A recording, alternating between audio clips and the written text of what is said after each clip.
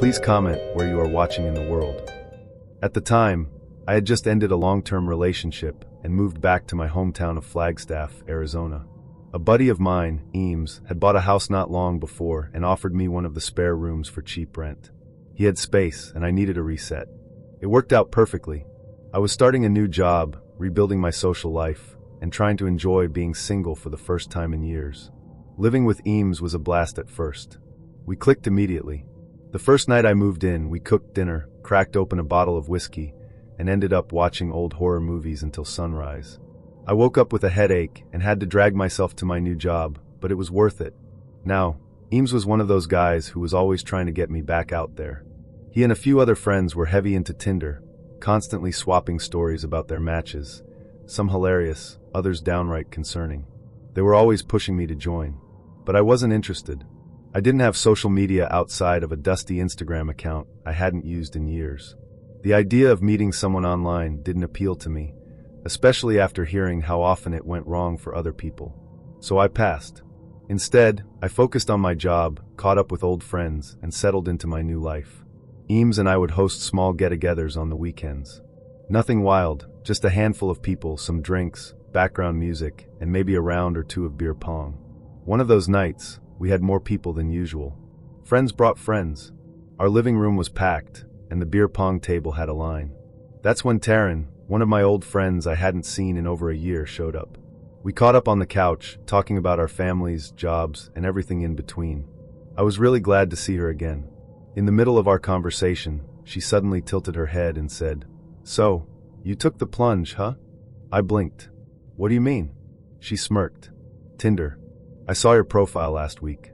I didn't swipe right because I didn't want it to be weird, but yeah, it was definitely you. Maybe pick better resolution pictures next time." I laughed, then paused. "Wait," I said slowly. "I'm not on Tinder." Taryn's smile faltered.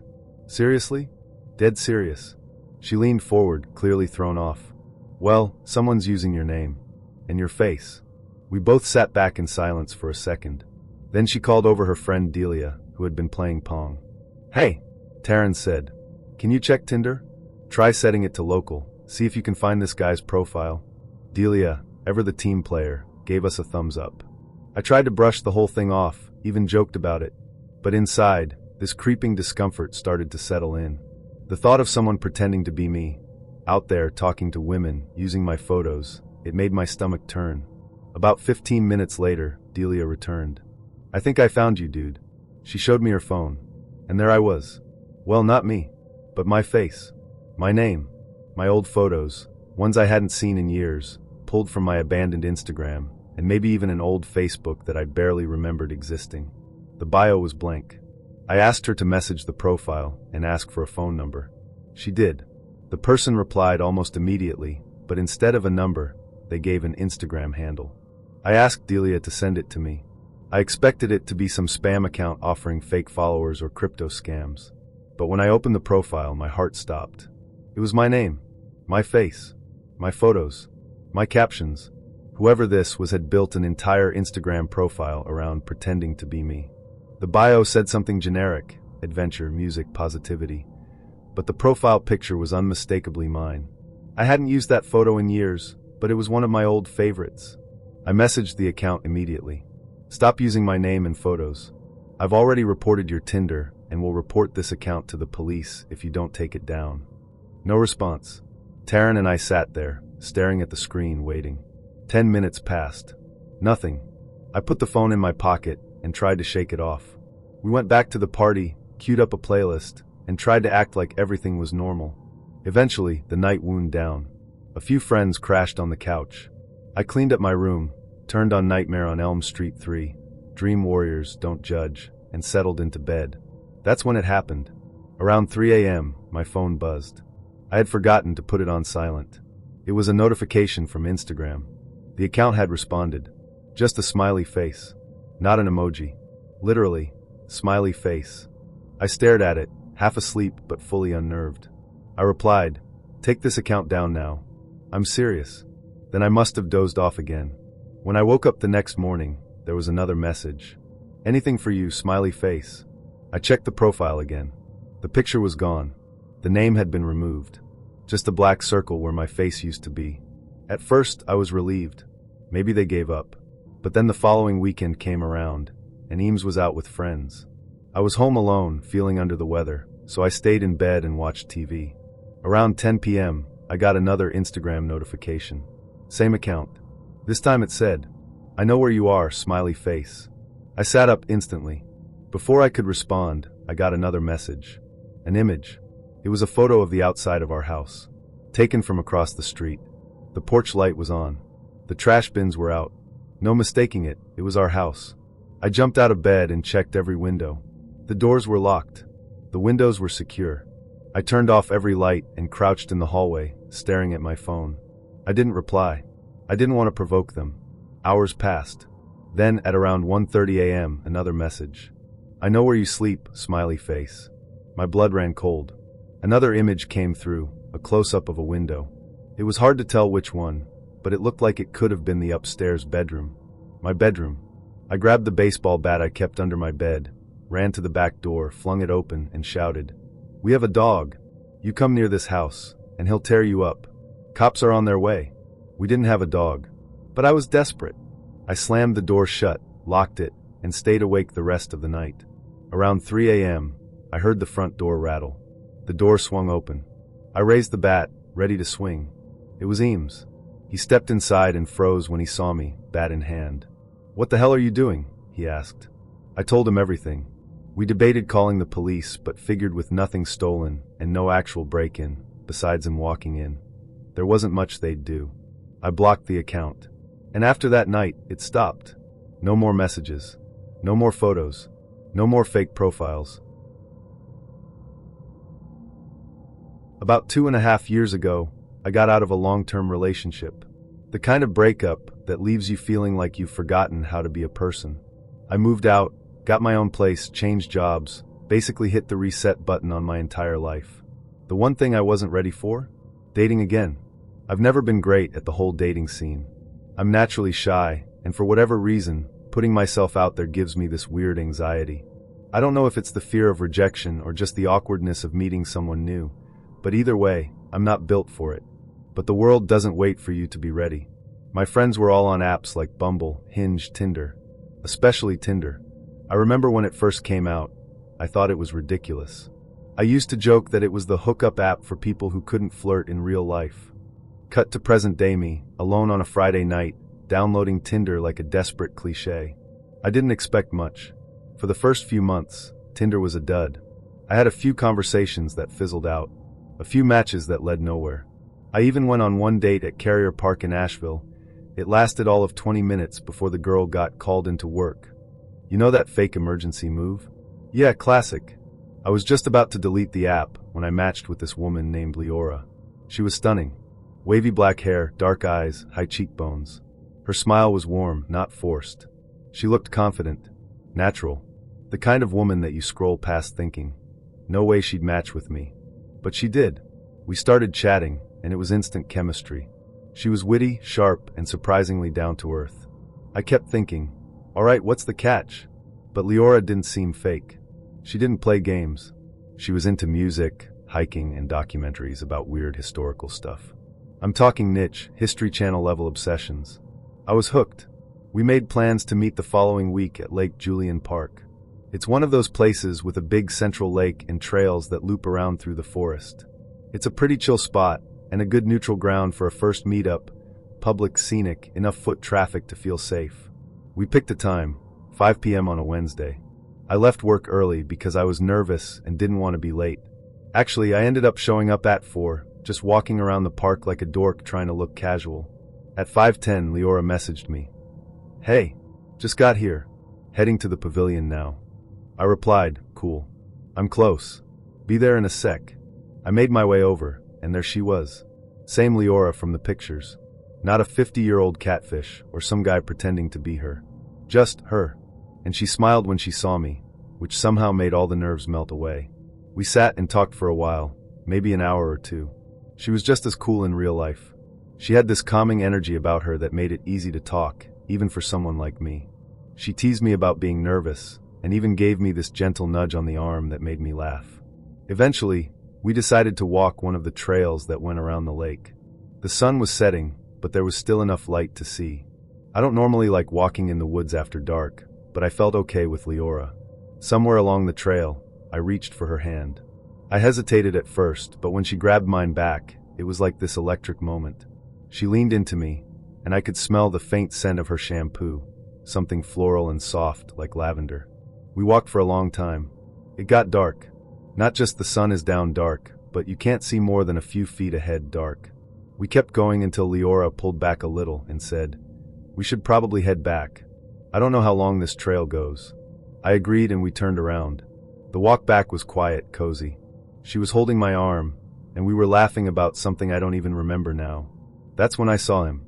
At first, I thought it was a tree or a shadow, but then the shape moved slightly.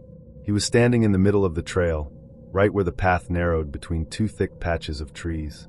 "Do you see that?" I asked. She looked up, her smile fading. "Yeah, I see him." Leora called out, "Hey, you okay?" The man didn't move. He didn't say a word, just stood there.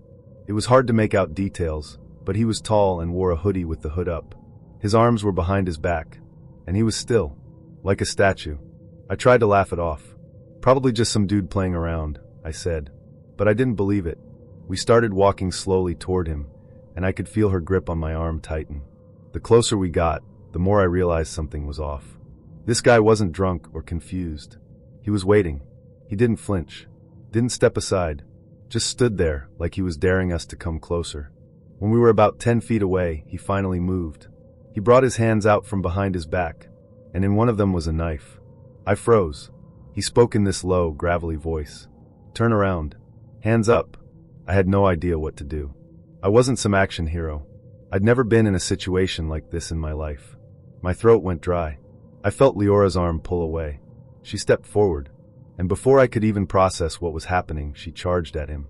Full-on sprint. She slammed into him, knocking him off balance.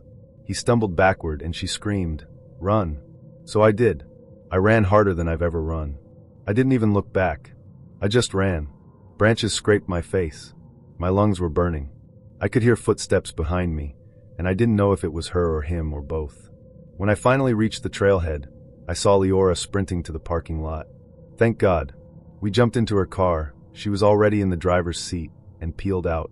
As we were leaving, I looked back and saw the man standing at the edge of the lot, silhouetted under the one working light. There were a few other cars in the lot. I don't know if he was alone or if there were others hiding.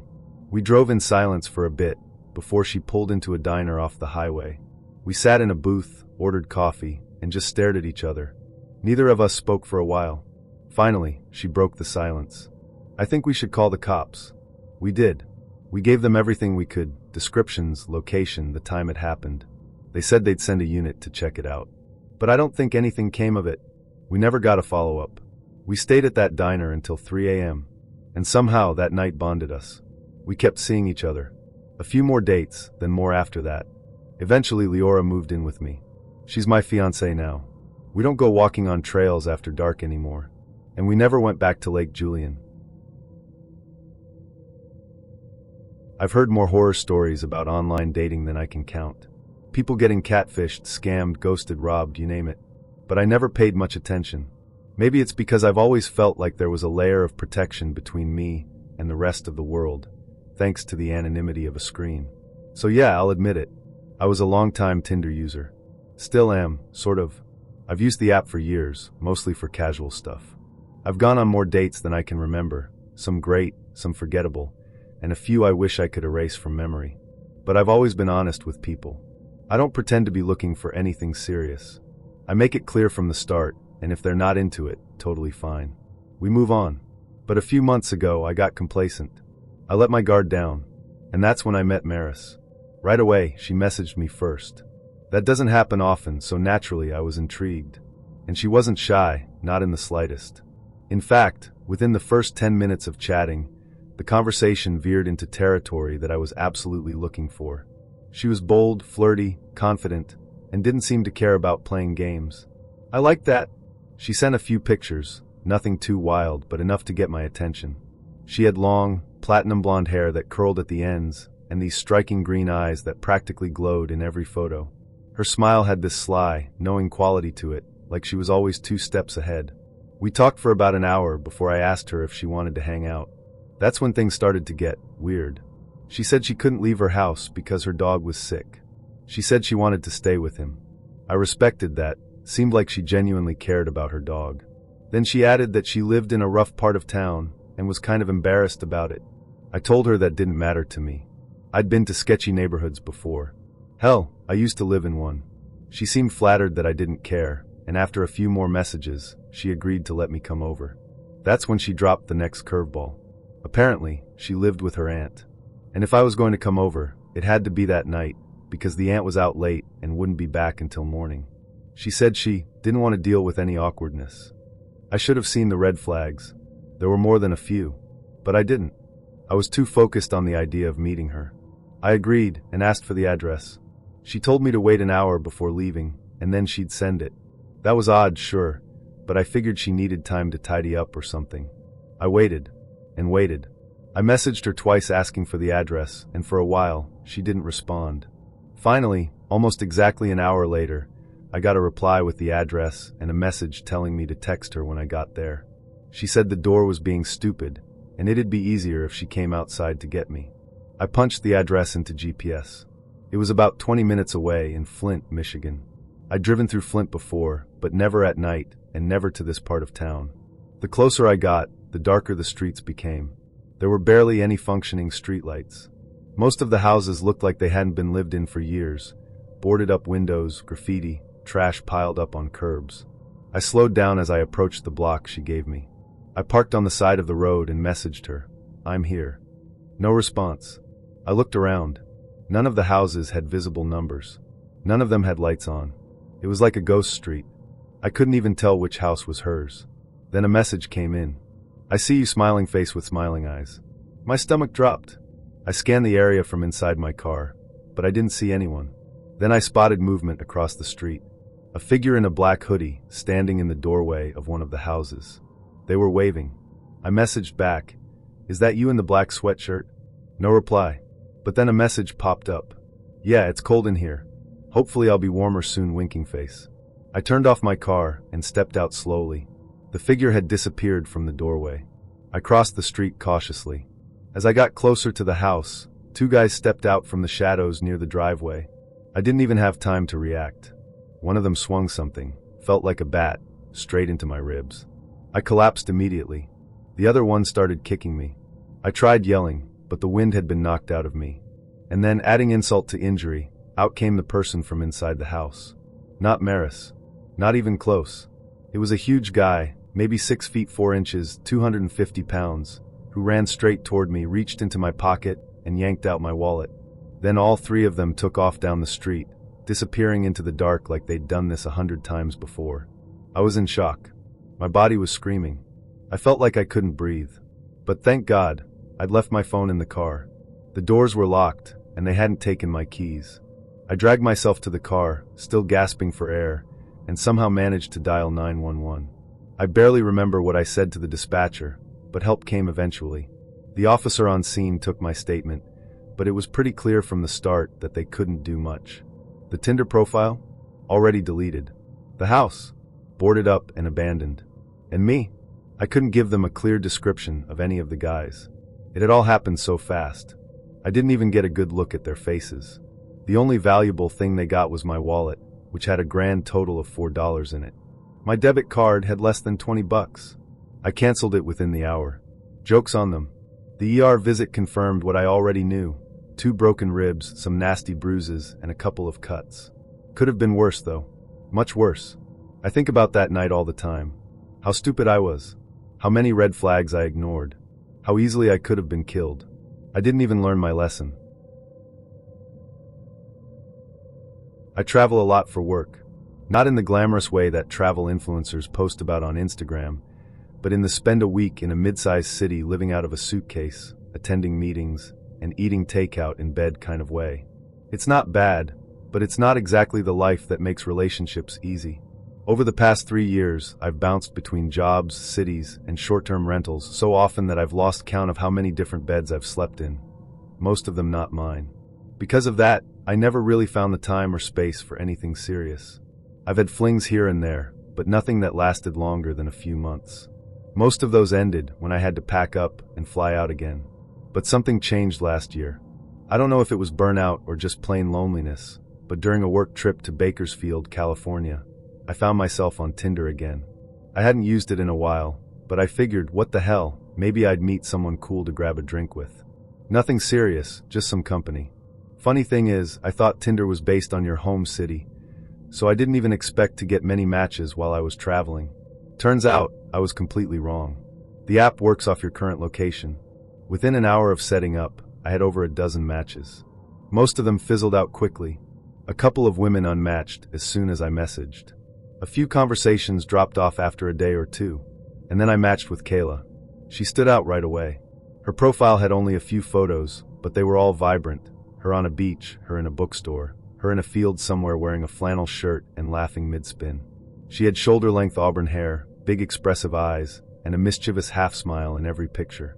Her bio just said, "Free spirit." Sarcastic. "I'm the reason your dog prefers me over you." I messaged her first.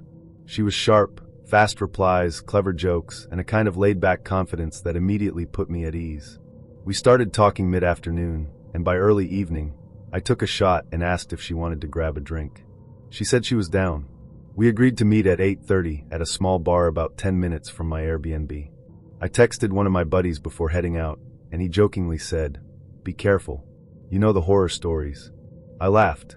I wasn't worried, but I should have been. I pulled up to the bar a few minutes early, and by chance, Kayla was arriving at the same time. She looked just like her photos, same hair, same smile, same presence. We hugged awkwardly outside, laughed about how weird online dating was, and headed inside. From the jump, the conversation was easy. Flirty, funny, and smooth. We clicked. A few drinks in, Kayla started doing the subtle touches, brushing my arm when she laughed, tapping her hand against mine when she made a point. It wasn't over the top, but it was enough to feel that spark. I liked her. Around midnight, she leaned in close and whispered, "We should go back to your place." My heart sped up. I nodded. We grabbed an Uber back to my Airbnb. It was a cute little house in a quiet residential neighborhood, wrapped in a white fence with a tiny porch and a single porch light. As we got out of the car, she paused. "You mind going in first?" she asked. I looked at her, confused. "I just don't want you to see me smoke," she said sheepishly. "Trying to quit." I'm embarrassed. I shrugged. "No judgment. I'll wait inside." She smiled and said she'd be in soon. I went inside, changed into a t-shirt and sweats, and waited. And waited. After a few minutes, I looked out the front window. She wasn't there. I stepped outside and called her name. No answer. Then I messaged her on Tinder. "Hey, everything okay?" No reply. I figured maybe she needed a moment alone, so I walked onto the front porch and sat down on the bench, scrolling through my phone. That's when I heard something inside the house. I turned around and froze. Through the window, I saw Kayla. Inside. But she wasn't alone. Two guys I'd never seen before were with her, moving quietly through the living room like they belonged there. One guy was tall, wearing a black hoodie. The other was short and stocky, with a baseball cap pulled low over his face. Kayla was whispering to them, pointing toward the bedroom hallway. I ducked down behind the bench, heart pounding. Seconds later, I got a message from her on Tinder. "Hey, where'd you go?" "I'm inside. Can't find you." I didn't respond. I watched through a gap in the porch railing as the stocky guy grabbed a bag and started stuffing it. Looked like he was grabbing whatever wasn't nailed down. The taller guy moved toward the desk where my laptop was. That's when panic turned into anger. My entire life was on that laptop. Work files, personal photos, writing projects. I couldn't let them take it. I messaged her back. I called the cops. "They'll be here in less than 30 seconds. Total bluff. I hadn't even touched my phone to dial. But it worked. Kayla yelled something I couldn't hear, and the three of them bolted, out the front door, right past me crouching in the shadows. They didn't see me. I waited until they were gone, then sprinted inside. The place was a mess, but my laptop was still there. So was my wallet, still full with all my credit cards. I finally called the police. They came fast, but unsurprisingly, the Tinder account was already deleted. No real name, no phone number, nothing useful. The house hadn't been broken into, because I had let her in willingly. Technically, it was just a case of trespassing and attempted theft. They dusted for prints, but I didn't hear anything after that. I contacted the Airbnb host and explained what happened. We walked through the house the next day. The only things missing were a few cheap pieces of home decor and maybe some silverware. Nothing of real value. I left the Airbnb early and finished out the week at a hotel near downtown. I deleted Tinder that night. But what still gets me? Kayla is out there, still pulling this scam on some other out-of-towner, luring people in, walking into their homes, and robbing them blind. And for all I know, she's gotten better at it. What eats at me the most is that I almost didn't catch it. If I'd walked back into that living room a minute later, I might have been the one getting jumped, or worse. Now, whenever I travel for work, I don't use Tinder.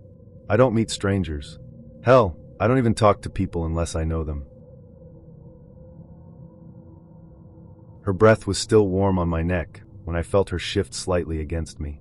We were tangled up on my couch, her leg draped over mine, both of us half-dressed, skin still damp, the hum of Mario Party's victory screen playing in the background.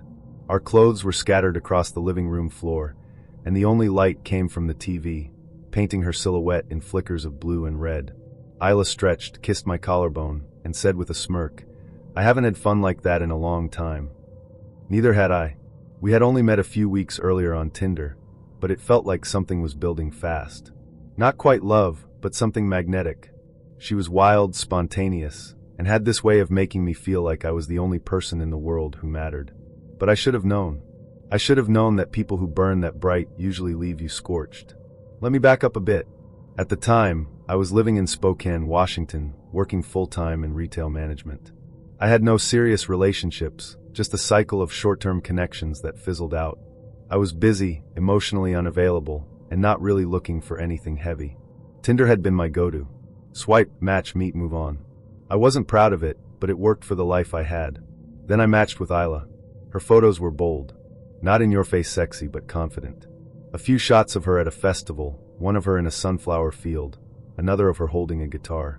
Her expression in every one had this raw openness, like she knew exactly who she was and didn't care what anyone else thought. Our first date was at a bar near her place.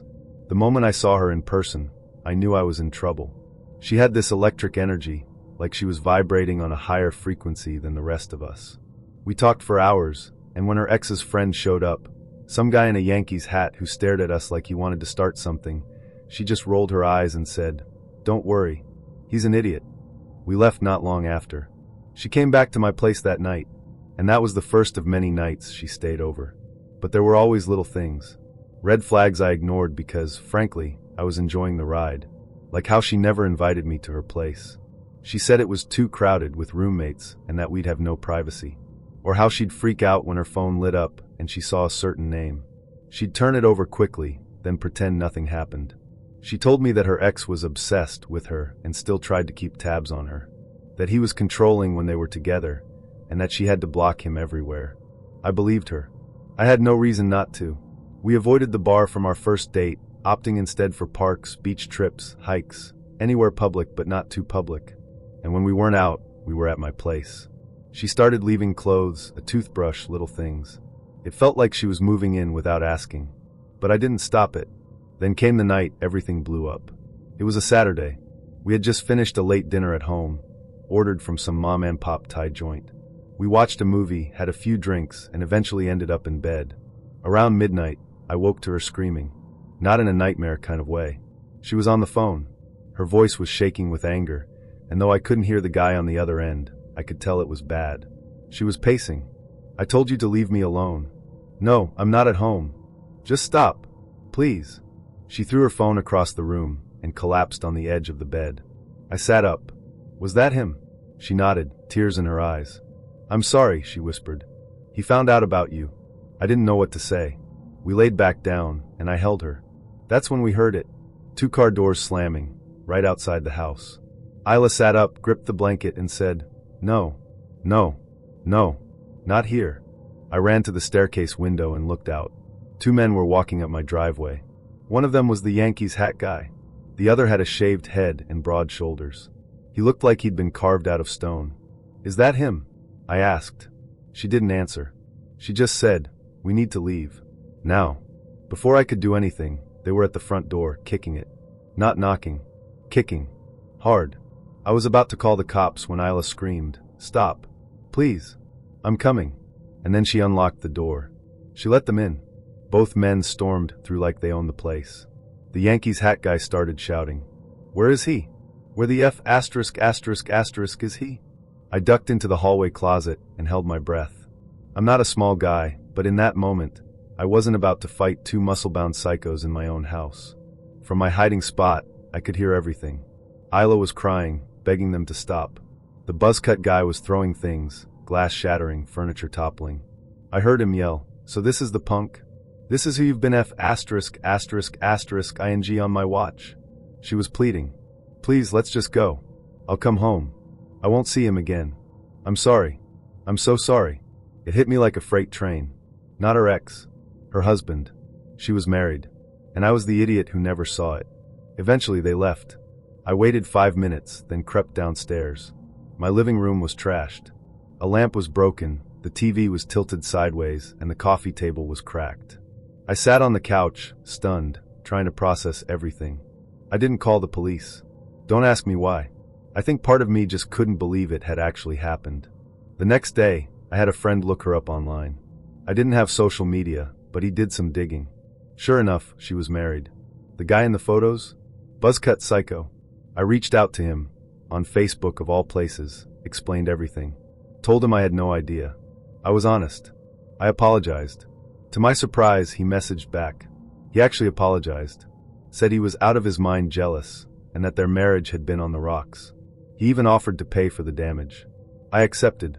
That was the last time I ever heard from either of them. I blocked Isla's number, deleted my Tinder, and tried to move the hell on. But every now and then, I think about that night. How quickly things spiraled. How easy it is to fall for someone who's hiding everything. I wasn't looking for love when I downloaded Tinder. Hell, I wasn't even looking for a date. I had just gotten out of a long-term relationship, and the idea of jumping back into something serious made my stomach twist. I was tired, jaded, not particularly trusting of men in general, especially after how things ended with my ex. But I was also lonely. So when my friend Tess convinced me to just give it a try, I gave in. I figured swiping through a few profiles couldn't hurt. At first, it felt exactly how I expected, superficial and exhausting. Everyone seemed to want either a hookup or a therapist. I got matched with guys who led with pickup lines from 2010 or opened with, "You up?" at 4 a.m. I almost deleted the app a dozen times. And then I matched with Rylan.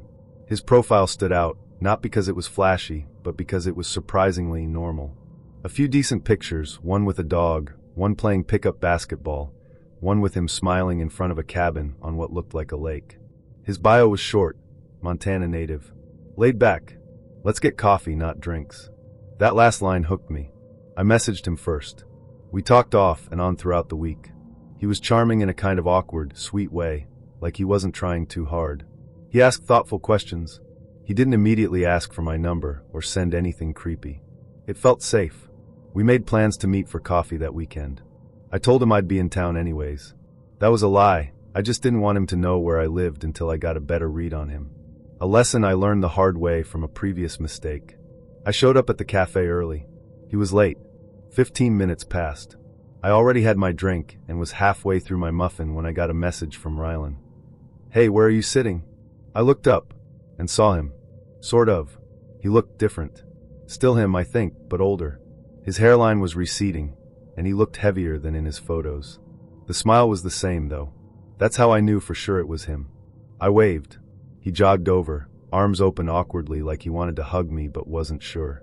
He laughed and said, "Guess you beat me to the coffee." His tone was playful, but something about it rubbed me wrong.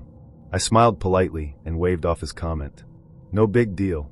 He sat down across from me and we talked. Or rather, he talked.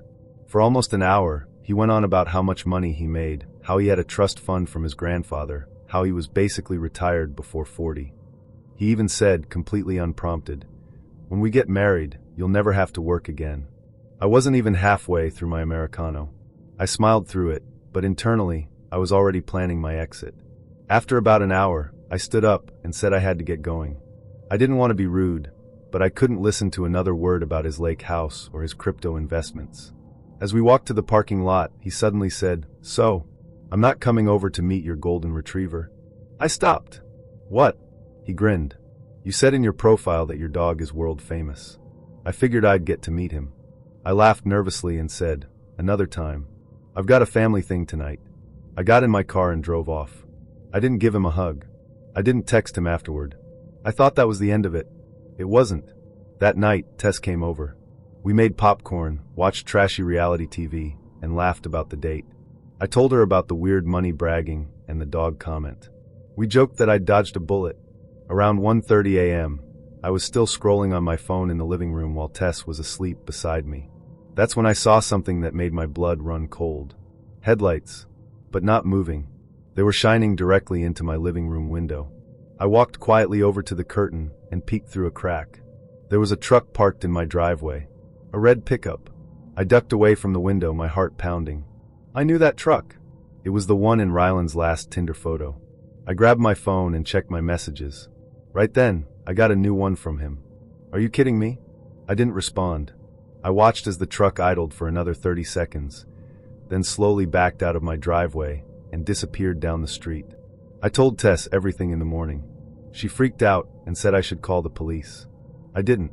I told myself maybe it was a coincidence, that maybe it wasn't his truck, that maybe I was being paranoid. But I couldn't shake it. I blocked him on Tinder, deleted the app entirely. A few months passed. I started seeing someone new, someone normal, kind. We'd been on a few dates when I noticed it again. The red truck. Once at the grocery store, parked across the lot from me. Another time, at the dog park, idling near the entrance. Most recently, it was parked across the street from my house. Not doing anything. Just sitting there. I haven't seen Rylan again. Not in person, not online. I tried to report the incident to the police, but without a plate or direct evidence, there wasn't much they could do. I don't know if he's watching me.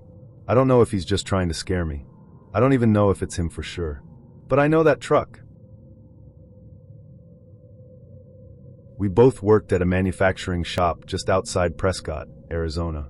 I was a few years older than him, in my mid-20s, but we clicked. He was one of those guys who smiled with his whole face. Always brought his lunch in a brown bag.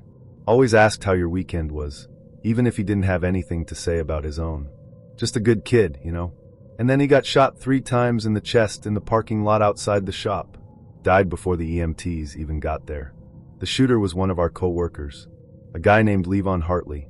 Levon was quiet, kept to himself mostly. Older, mid-40s. Wore the same faded ball cap every day and smelled like stale coffee and motor oil. I knew he'd served in the Marines, but he never talked about it. He worked second shift, and I worked first, so our paths didn't cross much. Until Dylan started staying late. I didn't know the full story until months after the trial. But after what happened, I started putting the pieces together. Talking to people. Reading the court transcripts. Trying to make sense of how a lonely teenager online could cause a man to murder a coworker. Turns out, the girl didn't even exist.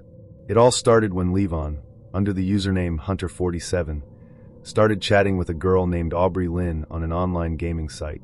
I guess it was one of those sites with chat rooms and simple arcade games. They started messaging, then emailing, then calling. Aubrey told Levon she was 18, a high school senior from a town a few hours away.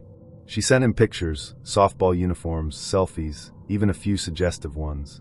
Levon, who'd been married for almost 2 decades, fell hard. He started imagining a new life. Started writing journal entries about leaving his family to be with her. Called himself Tommy online. Pretended he was 18 again. A sniper. A war hero. It's easy to say he was delusional. But I think he was just desperate. Desperate to feel something again. Then Aubrey started talking to Dylan. It wasn't Dylan's fault. He didn't know anything about Levon's relationship with her. She messaged him out of the blue, flirty, curious, and real enough to believe. They had more in common anyway, both young, both into music and video games. Dylan was smitten. He told me he was planning to meet her that summer. I told him to be careful. He just laughed. When Levon found out, he lost it. He messaged Dylan anonymously.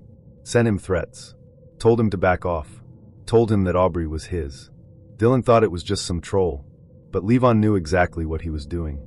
He used burner accounts to harass Dylan in the forums. Spread rumors. claimed Dylan was a predator, tried to poison everything. Aubrey, for her part, kept talking to both of them, told Levon she missed him, told Dylan she couldn't wait to meet him.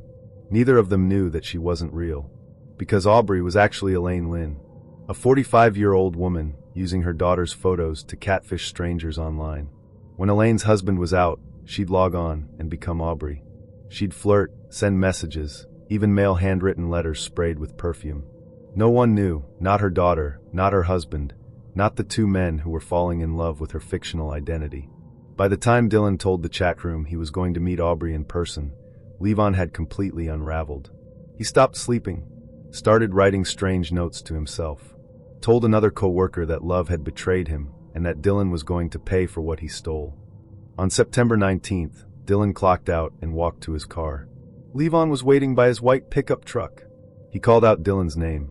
When Dylan turned, Levon raised a rifle and shot him point blank 3 times. He didn't run. He just stood there until the police came. Said only one thing: he took her from me. The investigation moved fast. Detectives found letters, emails, and chat logs between Levon and Aubrey. But something didn't add up. Aubrey hadn't shown up for the meeting. Dylan had never met her. And when the police traced her IP address, they found the Lynn household. That's when the truth came out. Elaine Lynn admitted everything. She had been catfishing men for over a year. Aubrey was her daughter, who had no idea her mom was using her photos. Elaine claimed it was harmless, said it was just a fantasy. But that fantasy ended with a young man dead and another in prison for life. Elaine was never charged. That's the part that still stings. Levon went to prison. Dylan went to the ground. And Elaine? She moved away, changed her name, started over. I think about Dylan a lot. I think about how excited he was to meet someone he thought understood him. I think about how the internet can make people feel seen, and how it can twist that into something dangerous. Maybe Levon was always going to break. Maybe Dylan was just in the wrong place at the wrong time. But part of me still blames the woman behind the screen, the one who set the fire and walked away without a burn. And every time I get a friend request from someone I don't know, I hesitate, because I've seen where fantasy can lead. I've seen how a name on a screen can pull real blood from a beating heart, and I never want to see that again. They say the worst kind of loneliness is the kind that sneaks in even when you're surrounded by people. I used to think that was just something people said to sound poetic, but I learned the truth of it firsthand. I was 27, newly hired as a history teacher at Animas Middle School in Durango, Colorado. I thought I was living my dream, starting a career I'd worked hard for, inspired by the teacher who once made me believe the past could shape the future. But the dream faded quickly. The reality of teaching hit me like a freight train. The school was underfunded, I was constantly overworked, and the students, well, they could be cruel in ways that made me question whether I was really helping anyone. I'd go home to my small apartment above a closed-down bookstore, heat up some frozen meal, and watch old documentaries until I passed out. Every day felt the same, and even though I was surrounded by co-workers and students, I'd never felt more alone. I didn't have time or energy for dating, but the loneliness was gnawing at me. One weekend, out of boredom more than anything else, I signed up for a dating site called Plenty of Fish. I'd heard about it from someone at work. She said it wasn't amazing, but it was free, and sometimes people got lucky. I wasn't expecting much. I filled out my profile as best I could, trying not to sound awkward or desperate, then uploaded the only decent picture I had, one of me standing by the Animas River. I hit submit and started browsing. The first few days were uneventful. I messaged a few people, got ghosted more times than I could count, and was seriously thinking of deleting the whole thing. That's when I got a message from someone named Solen Vega. Her profile photo stopped me in my tracks. She was petite, with curly brown hair and these striking amber eyes that seemed to glow even through the screen. Her bio said she worked as a waitress downtown, liked vintage fashion, and most unexpectedly, had a fascination with serial killers. That last part made me raise an eyebrow, but also piqued my interest. I'd studied criminology in college, so I figured it was a weird but cool overlap. I replied, half joking, "Should I be worried?" She sent back a laughing emoji and a long message about her interest in criminal psychology. It was charming in a strange way. We hit it off quickly, moved from messaging on the app to email, then to long threads that went on all day. Solen told me she was 22, had recently moved to Durango from New Mexico, and was living with her older brother while saving up to attend college. We talked about everything: our families, dreams, past relationships. I started looking forward to her messages more than anything else in my day. Eventually, we started sharing more personal photos. Nothing explicit, just selfies, playful shots, one where I was holding a cup of coffee and looking way cooler than I actually felt. She said I was handsome. I told her she was beautiful. It felt good to be wanted again. After a couple weeks, we made plans to meet. Coffee on a Sunday afternoon at the Starbucks near her neighborhood. I remember waking up that morning feeling nervous but excited. I wore a button-down shirt I'd actually ironed, which was rare for me, and I got there early, parked facing the strip mall, so I could see her approach. I texted her when I arrived, and she replied right away, running a few minutes late. Be there soon, smiling face with smiling eyes. 15 minutes passed. Then 20. I texted again, and she said she was still on her way. I leaned back in my seat and scrolled through my phone, glancing up every now and then. Just as I was starting to think I'd been stood up, a man appeared in front of my car. At first, I didn't think anything of it. I figured he was heading to one of the parked cars nearby. But then he stopped directly in front of my car and just stared at me. He was maybe mid-20s, dark hair, a close-trimmed beard, wearing a gray jacket. Without saying a word, he pulled a small digital camera from his pocket and started taking pictures of me through the windshield. I honked, gave him a look like, "What the hell are you doing?" But he didn't stop, so I rolled down my window, ready to tell him off. That's when he stepped closer and spoke. His voice was low and calm, like he was trying not to draw attention. "You're called Erwin, right?" I nodded, confused. "You've been talking to my sister, Solen. She's 17. Everything in me shut down. My stomach flipped. My skin went cold. I couldn't breathe. I barely heard the rest of what he said. Something about the school board, about screenshots, about not wanting to make this into a public scene. My mind was spinning. It didn't matter that I didn't know. It didn't matter that I had never said or done anything inappropriate.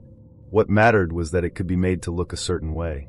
And as a teacher, just the appearance of impropriety could ruin me. The man, he said his name was Dorian, told me to let him in the car so we could talk. I was too stunned to argue. I unlocked the door. That was the beginning of the worst chapter of my life. Over the next few weeks, Dorian extorted me for everything I had. He never asked for huge sums all at once, just a few $100s here and there. I drained my savings, maxed out my credit card, even borrowed money from a colleague under the excuse of car repairs. Every time I tried to push back, he reminded me of the screenshots he had. "You really want the school board seeing these?" he'd say. "Think about your students." I lived in fear. Every knock on the door, every phone call from the school office made my heart race. I stopped sleeping. I stopped eating. I stopped feeling like myself. And then Dorian changed tactics. He started threatening violence. Told me he knew where I lived. Said if I stopped paying, he'd make sure I regretted it. That was the moment I knew I had to do something. I couldn't keep living like this. I couldn't keep letting this man control me. So I went to the police. I walked into the Durango Police Department shaking like a leaf. I half expected them to arrest me on the spot. But when I told my story, they didn't laugh. They didn't judge. One of the detectives said she'd seen cases like mine before. "You're not the first," she said. "You won't be the last." They reviewed my messages, traced the IP addresses, and confirmed what I'd started to suspect. Solen Vega didn't exist. The photos were stolen from a real person's Instagram account. The entire identity had been fabricated by Dorian. There was no sister. There never had been. With their help, I set up one last meeting with Dorian. We arranged it just like he wanted, another payment, same Starbucks parking lot. Only this time, the cops were watching. They arrested him the moment he approached my car. I wish I could say that was the end of it, but a few weeks later, every school in the district started receiving brown envelopes.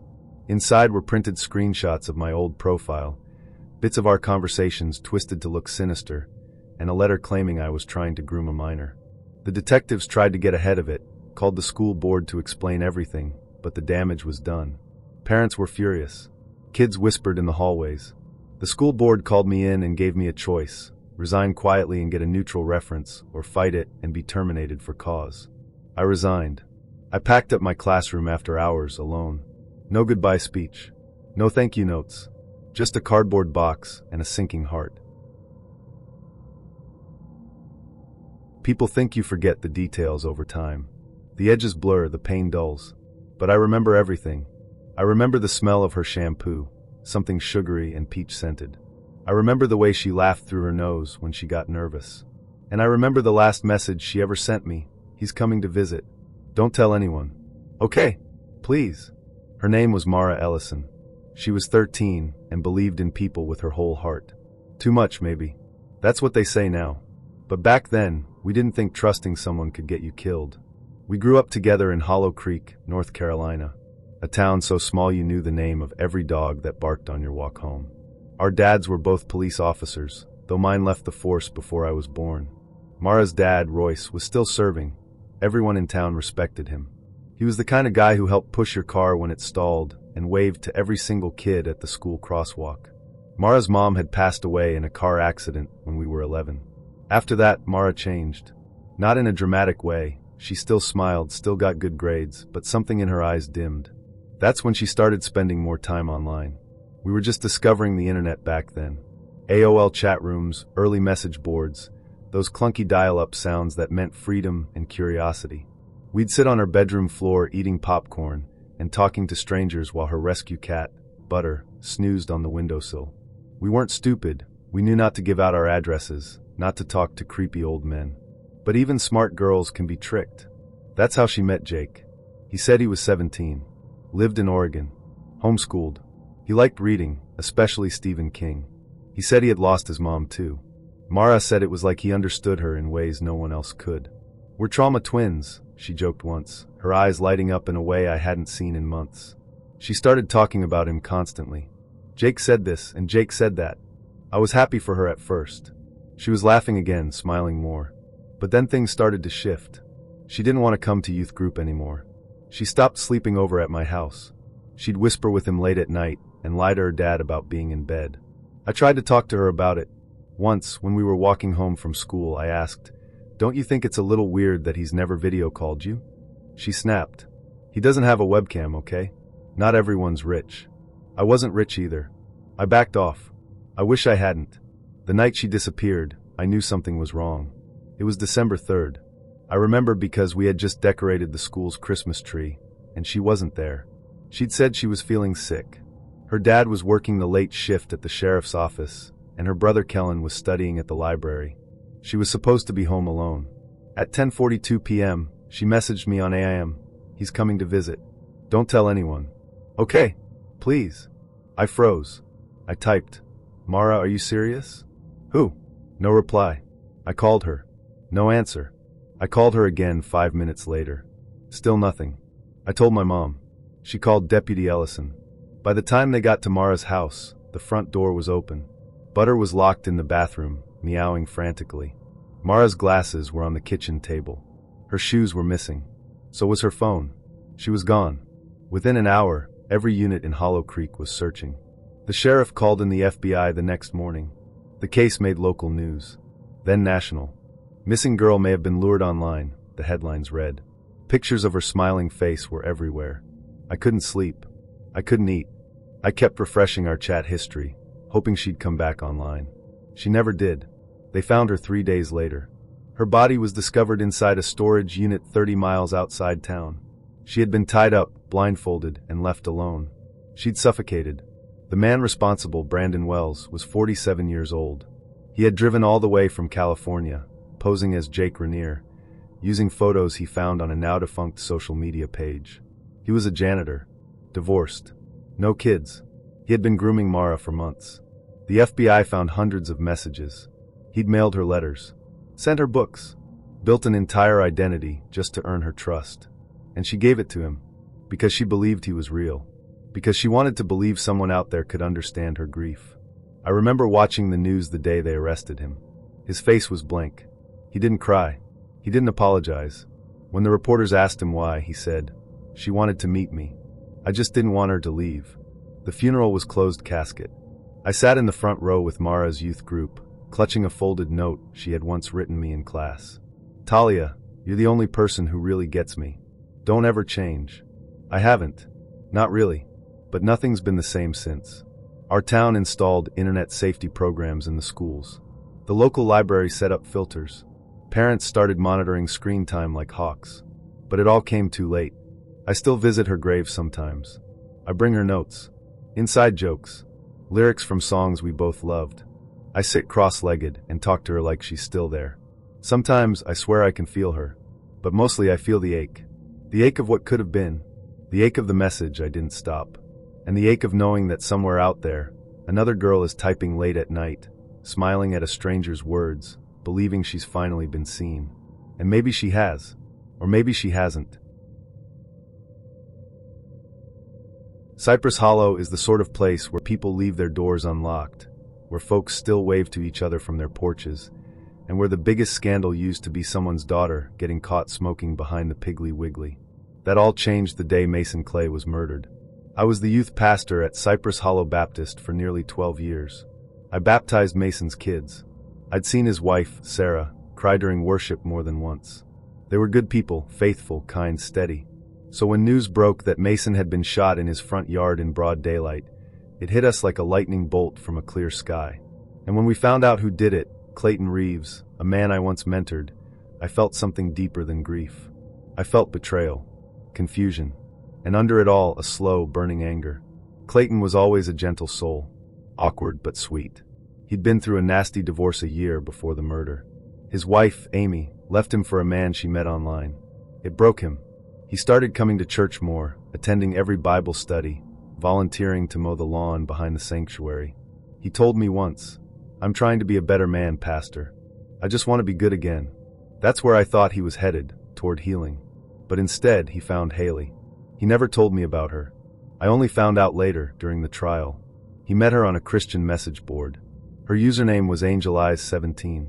She told him she was 17. Said she was lonely. Said her stepfather had been hurting her. Clayton believed her. She played the part perfectly, broken, sweet, afraid but brave. She sent him poems, Bible verses, photos of a girl with blonde hair and braces, sometimes with tears in her eyes. She said her name was Haley, and that she prayed for someone like him to come into her life. He told her he'd protect her. He started writing journal entries about rescuing her, about justice, about how God was calling him to defend the innocent.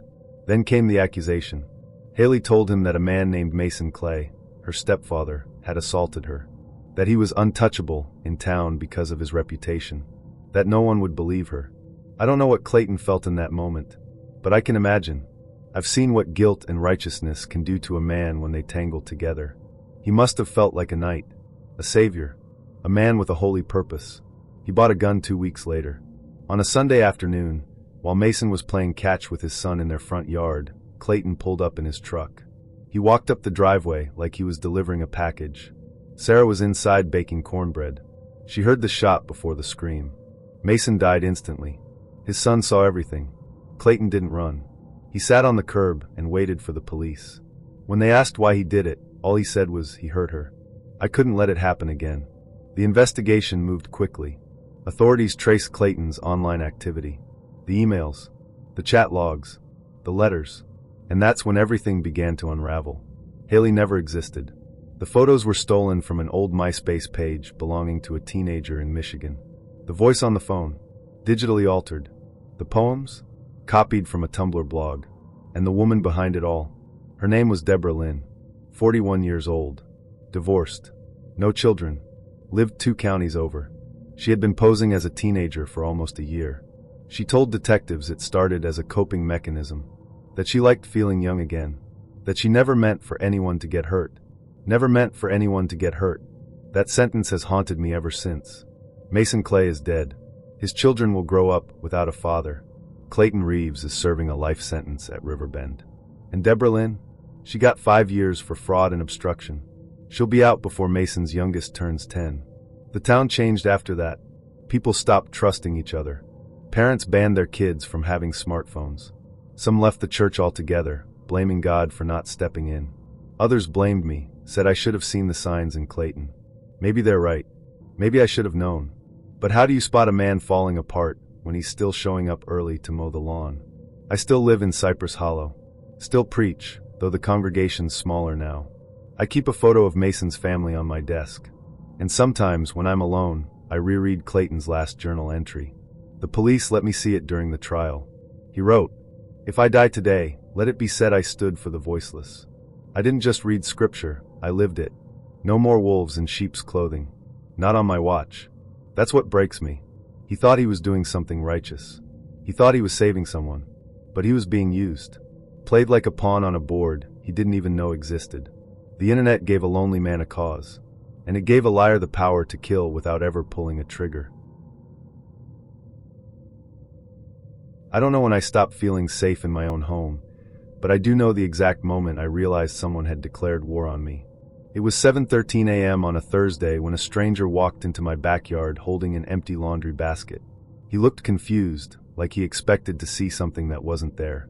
I was standing in my kitchen barefoot, holding a mug of coffee and watching him through the sliding glass door. When I opened it, he jumped. This the place with the free stuff?" he asked. I blinked. "What?" "The curb alert. Craigslist. Said to come by early. First come, first served." I told him he had the wrong house. He double-checked the address on his phone. Nope. It was my house. My address. I told him firmly to leave, and he did, mumbling something about bait and switch. That was the beginning. Let me rewind. My name's Mason Delacourt. I'm 33. At the time, I was a freelance web designer living in a rented 2-bedroom in Elk Grove, California, trying to rebuild my life after a nuclear breakup with my ex, Nina Caro. We had been together for 3 years. At first, it was electric. She was sharp, charming, and magnetic in bed. We had chemistry, like the kind that ruins other relationships because regular affection afterward feels like decaf. But underneath all that was a different kind of heat, jealousy, control, and paranoia that crept in slowly. At first it was, "I just worry about you when you're out late." Then it became, "Who was that girl who liked your Instagram post?" Then it was full-on phone checking and emotional hostage-taking. The sex stayed good, but the trust evaporated. I ended it when I caught her going through my laptop in the middle of the night while I was in the shower. She cried. I almost backed out of the breakup, but something in me snapped. I packed up and moved out a week later. The first few weeks were okay. Lonely, quiet, but okay. I was rebuilding. I bought a cheap espresso machine. Started lifting again. Got into woodworking. I even set up a little home office in the spare bedroom and painted the walls a shade of blue that made me feel like I had control again. Then the visits started. At first it was random people on my porch, usually early in the morning or just after dark. They'd knock, ask if the dresser or guitar or set of adult toys was still available. I'd tell them I had no idea what they were talking about, and they'd get frustrated or embarrassed and leave. Then someone tried to open my side gate. My Ring camera caught it. A woman in her 50s, holding a leash with no dog. She looked into the lens and said, "I just wanted to see the patio furniture." I didn't have patio furniture. I went online and searched Elk Grove free stuff Craigslist. There it was. A post titled, "Divorce sale, free stuff, everything must go." My cheating ex walked out. "I'm done. Come take what you want." No questions asked. He left all his crap here. First come, first served. Back gates open. Address redacted. The photos attached were of my actual backyard. My tools. My bike. Even my underwear drying on the line. I reported the ad. It was taken down within the hour. I thought that would be the end of it. It wasn't. The next day, I found a pair of red lace panties in my mailbox. Not mine. Not Nina's. Just someone's discarded lingerie stuffed into my mail like a calling card. Then the text started. At first, they were flirtatious. "Hey sexy, I'm nearby. Want some company?" I assumed it was spam, but then one of them mentioned my last name. Another referenced the Craigslist post. One woman sent a picture of herself in a robe, holding a bottle of wine with the caption, "I'm parked around the corner. You just want to watch, or..." I nearly threw my phone across the room. I changed my number. Blocked every unknown contact. But they kept coming. Through email. Through DMs on Instagram. Someone made a Reddit post claiming I was into watching couples and looking to host discreet sessions. The final straw. My landlord called me in a panic. Said someone had reported my house for running a swinger club. Zoning violation. I had to explain, red-faced and furious, that I was being targeted. That's when I knew it was Nina. She was the only person who had both my address and the photos. She used to joke about how easy it would be to ruin someone with just a few clicks. She had access to editing software, burner emails, and an unhealthy amount of free time. I confronted her. Texted first. No response. Called. Straight to voicemail. Finally, I showed up at her office. She worked in digital marketing for some startup downtown, and I waited in the parking garage like a lunatic. When she saw me, she smiled like we were old friends. "I know it was you," I said. She looked me straight in the eye and said, "Mason, babe. If I wanted to ruin you, you'd already be trending." Then she walked away. I couldn't prove it, not legally. I filed a police report anyway. They took a statement, nodded sympathetically, but said unless there was direct evidence linking the ad to her IP, there wasn't much they could do. Craigslist is like the Wild West. No sheriff. The days that followed were a blur. I couldn't sleep. I kept the curtains drawn. Every knock at the door sent a jolt of panic through my spine. I stopped going to the gym. Stopped taking client calls. I became a ghost in my own home. Then one night, I woke up to the sound of someone breathing. Not in my room, on my phone. My Alexa had activated. A voicemail had asked, "Is the freak still looking for company?" I unplugged everything. I sat in the dark, clutching a kitchen knife, breathing like I'd run a marathon. I knew I had two choices, disappear or fight back. So I did both. I moved. Quietly. Paid cash for a month-to-month rental across town. Didn't tell anyone where. Got a P.O. box. Used a VPN. Wiped my social profiles.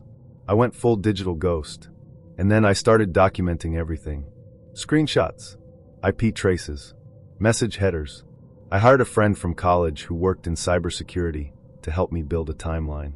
We were able to trace one of the Craigslist ads to a burner account created through a VPN routed through Nina's previous employer.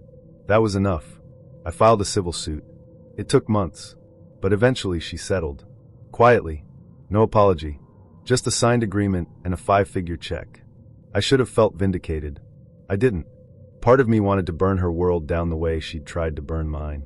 But another part of me, maybe the part that still remembered how her lips tasted at 3 a.m., just wanted to forget. So I walked away. That was 2 years ago. I'm still rebuilding. I still double-check the locks every night. I still flinch when I hear a knock at the door I'm not expecting. I still haven't dated anyone seriously since. But I'm alive. I used to think the internet was mine. You know what I mean? Back in 2006, before smartphones made us all trackable and social media turned every thought into a billboard, the internet felt like a secret world. A place where you could be whoever you wanted. Where you could disappear, or stand out, or build something that felt real, even if it wasn't. Then I met I_am_God, and I realized how wrong I was. Let me take you back. I was 17. I lived with my mom and younger sister in a 2-bedroom apartment just outside Seattle. My dad had pieced out years earlier, and my mom worked nights at a hospital. That meant I had a lot of unsupervised time, a decent broadband connection, and a custom-built PC I'd Frankenstein together from Craigslist parts. My world revolved around a game called Darklands. It was somewhere between an MMO and a text-based RPG with crude graphics and a lot of lore. The kind of game where you didn't just grind levels, you formed alliances, made enemies, and lived online for hours every night. Our server, Eidolon, was small but tight, maybe 150 regulars. We had our own Discord-style voice chat. Back then it was Ventrilo, our own forum, and even a wiki someone's older brother hosted. It felt like a second home. That's where I_God showed up. His username stood out immediately. Edgy, sure, but bold. He didn't show up in the forums or voice chat, just in the game, quietly leveling up faster than anyone I'd ever seen. He didn't talk trash. He didn't ask for help. But he did things in the game that shouldn't have been possible. He knew secret spawn points. He dodged attacks with frame-perfect precision. He found artifacts that were supposedly removed from the code. People thought he was a dev in disguise. Others thought he was hacking. But no one could prove anything. Then came the first incident. A player named Shays, real name Marcus, was one of our top PvP guys. Kind of a jerk, but good at the game. One night, people log in and find Shays' in-game character crucified, literally, on a hacked map file. Blood pouring, chat locked, username flashing. The game logs had been manipulated. And in global chat, a message appeared. Marcus, 17, Shoreline High. Enjoyed by no one. Secrets unwrapped like cheap gifts. Then a link. It led to a paste bin with Marcus's real name, phone number, address, and a photo of him at a party, shirtless, drunk, flipping the bird. A party he'd told his parents he never attended. He quit the game that night. His parents pulled him out of school for a week. We all knew who did it. I_God never denied it. Never confirmed it. Just kept playing. Quiet. Efficient. Untouchable. I was horrified, but fascinated. I started keeping a log. When he played, who he targeted, what patterns I could find. I wanted to know how he knew so much. I checked the forums for clues. Searched IP logs. Looked through old posts. Nothing matched. He was a ghost. Until he messaged me. "You like puzzles, Eli?" I froze. He'd never spoken directly to anyone before. My hands went clammy. I typed, "How do you know my name? You told a girl named Rena on AIM 2 months ago. You also said you hated your stepdad, that he hits your sister, that you Googled how to get custody." My stomach dropped. I had told Rena that. Late one night. She said she had a similar home life. We vented. Shared stuff we thought was safe. Rena was a mod on another server. I trusted her. "Who are you?" I finally typed. I_God. I logged off. Unplugged my router. Sat on my bed and stared at the wall. The next day, a new post appeared on the Darklands forum. A thread titled, "Navarro Files." Inside, screenshots of my private AIM logs. A photo of me from MySpace. A list of the songs I'd been downloading illegally. A snippet of a paper I'd plagiarized for English class. I wanted to vanish. My inbox flooded. Some people defended me. Others called me a liar. A thief. A faker. I got emails from people I didn't know. One of them just said, "He's watching you too." I didn't go to school for 2 days. My mom thought I was sick. I told her I had the flu. I almost deleted everything. My accounts. My hard drive. My life. But I didn't. Instead, I logged back in.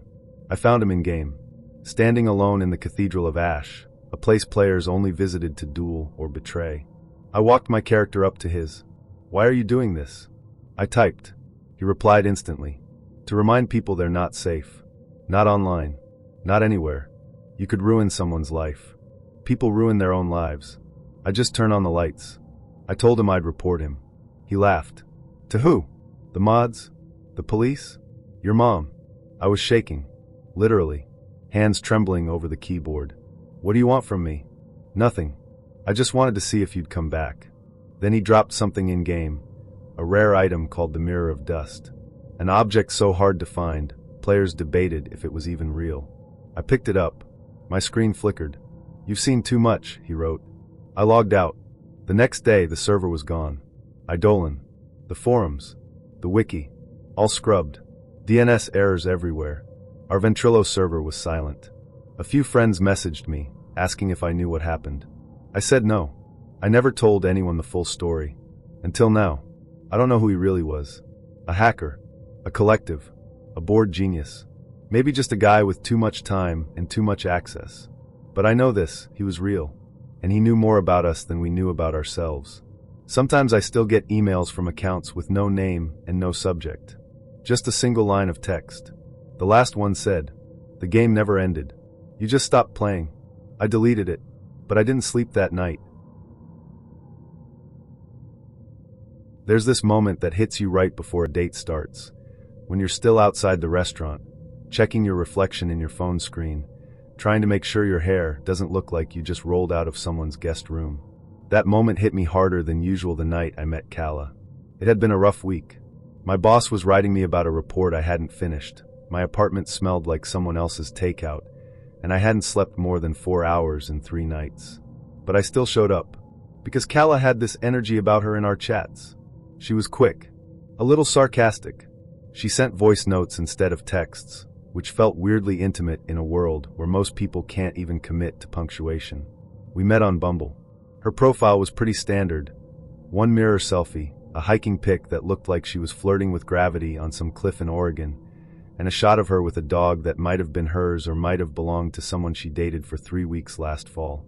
Her bio read, "Mom first. Everything else second." I should have paused there.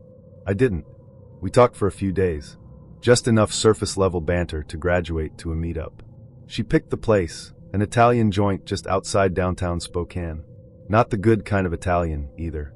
The kind that tries to fake family-owned, with dim lights and $14 garlic bread. I got there first. That's important. I want that on record. The hostess led me to a booth near the back, and I sat with my back to the window, trying to look like I belonged there. I scanned the menu, tried to distract myself. I always clock the exits on a first date. It's a habit now. I know which direction the bathroom is, which door leads to the kitchen, and how to politely fake a phone call if things go sideways. But I wasn't prepared for what walked in. Calla showed up 5 minutes late. No big deal. But she wasn't alone. Trailing behind her, clutching a tablet like it was a life raft, was a kid. Small, maybe 10 years old.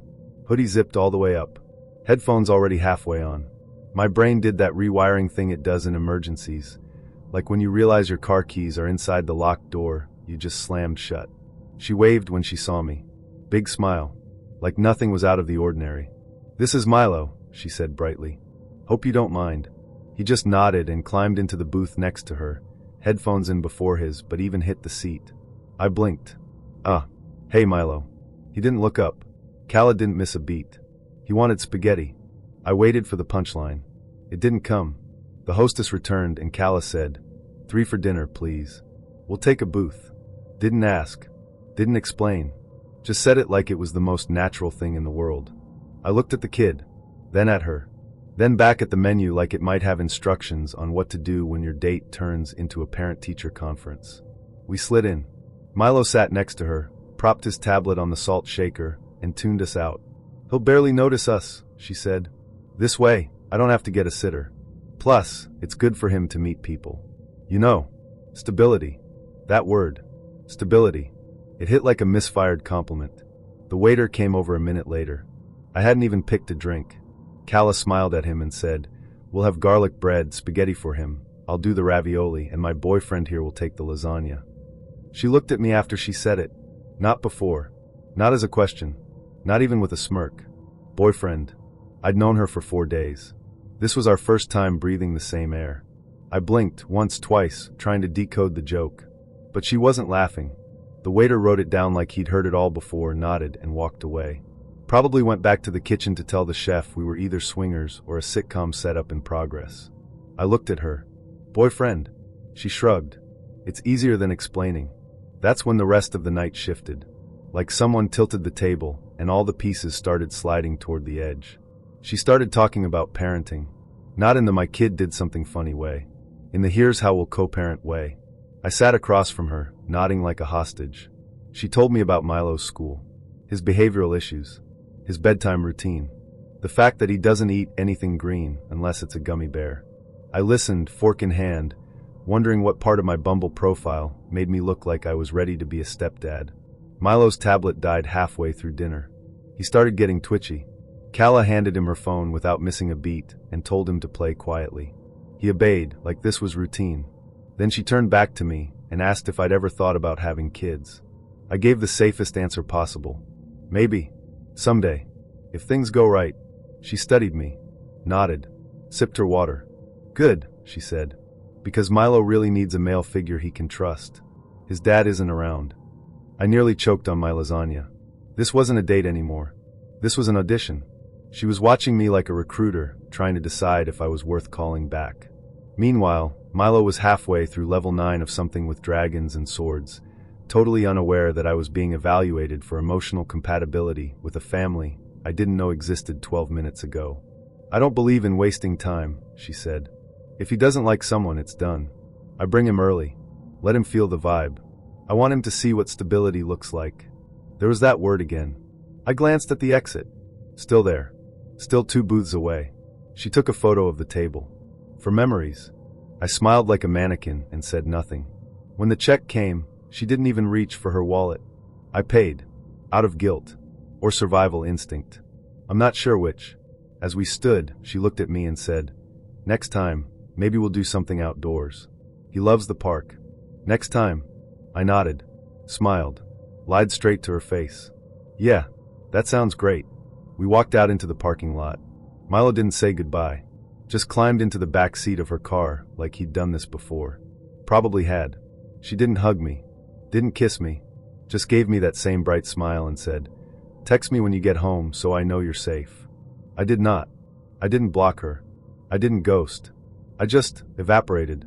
Deleted the app 2 days later. Not because I was done dating. Just because I needed to remember what silence felt like.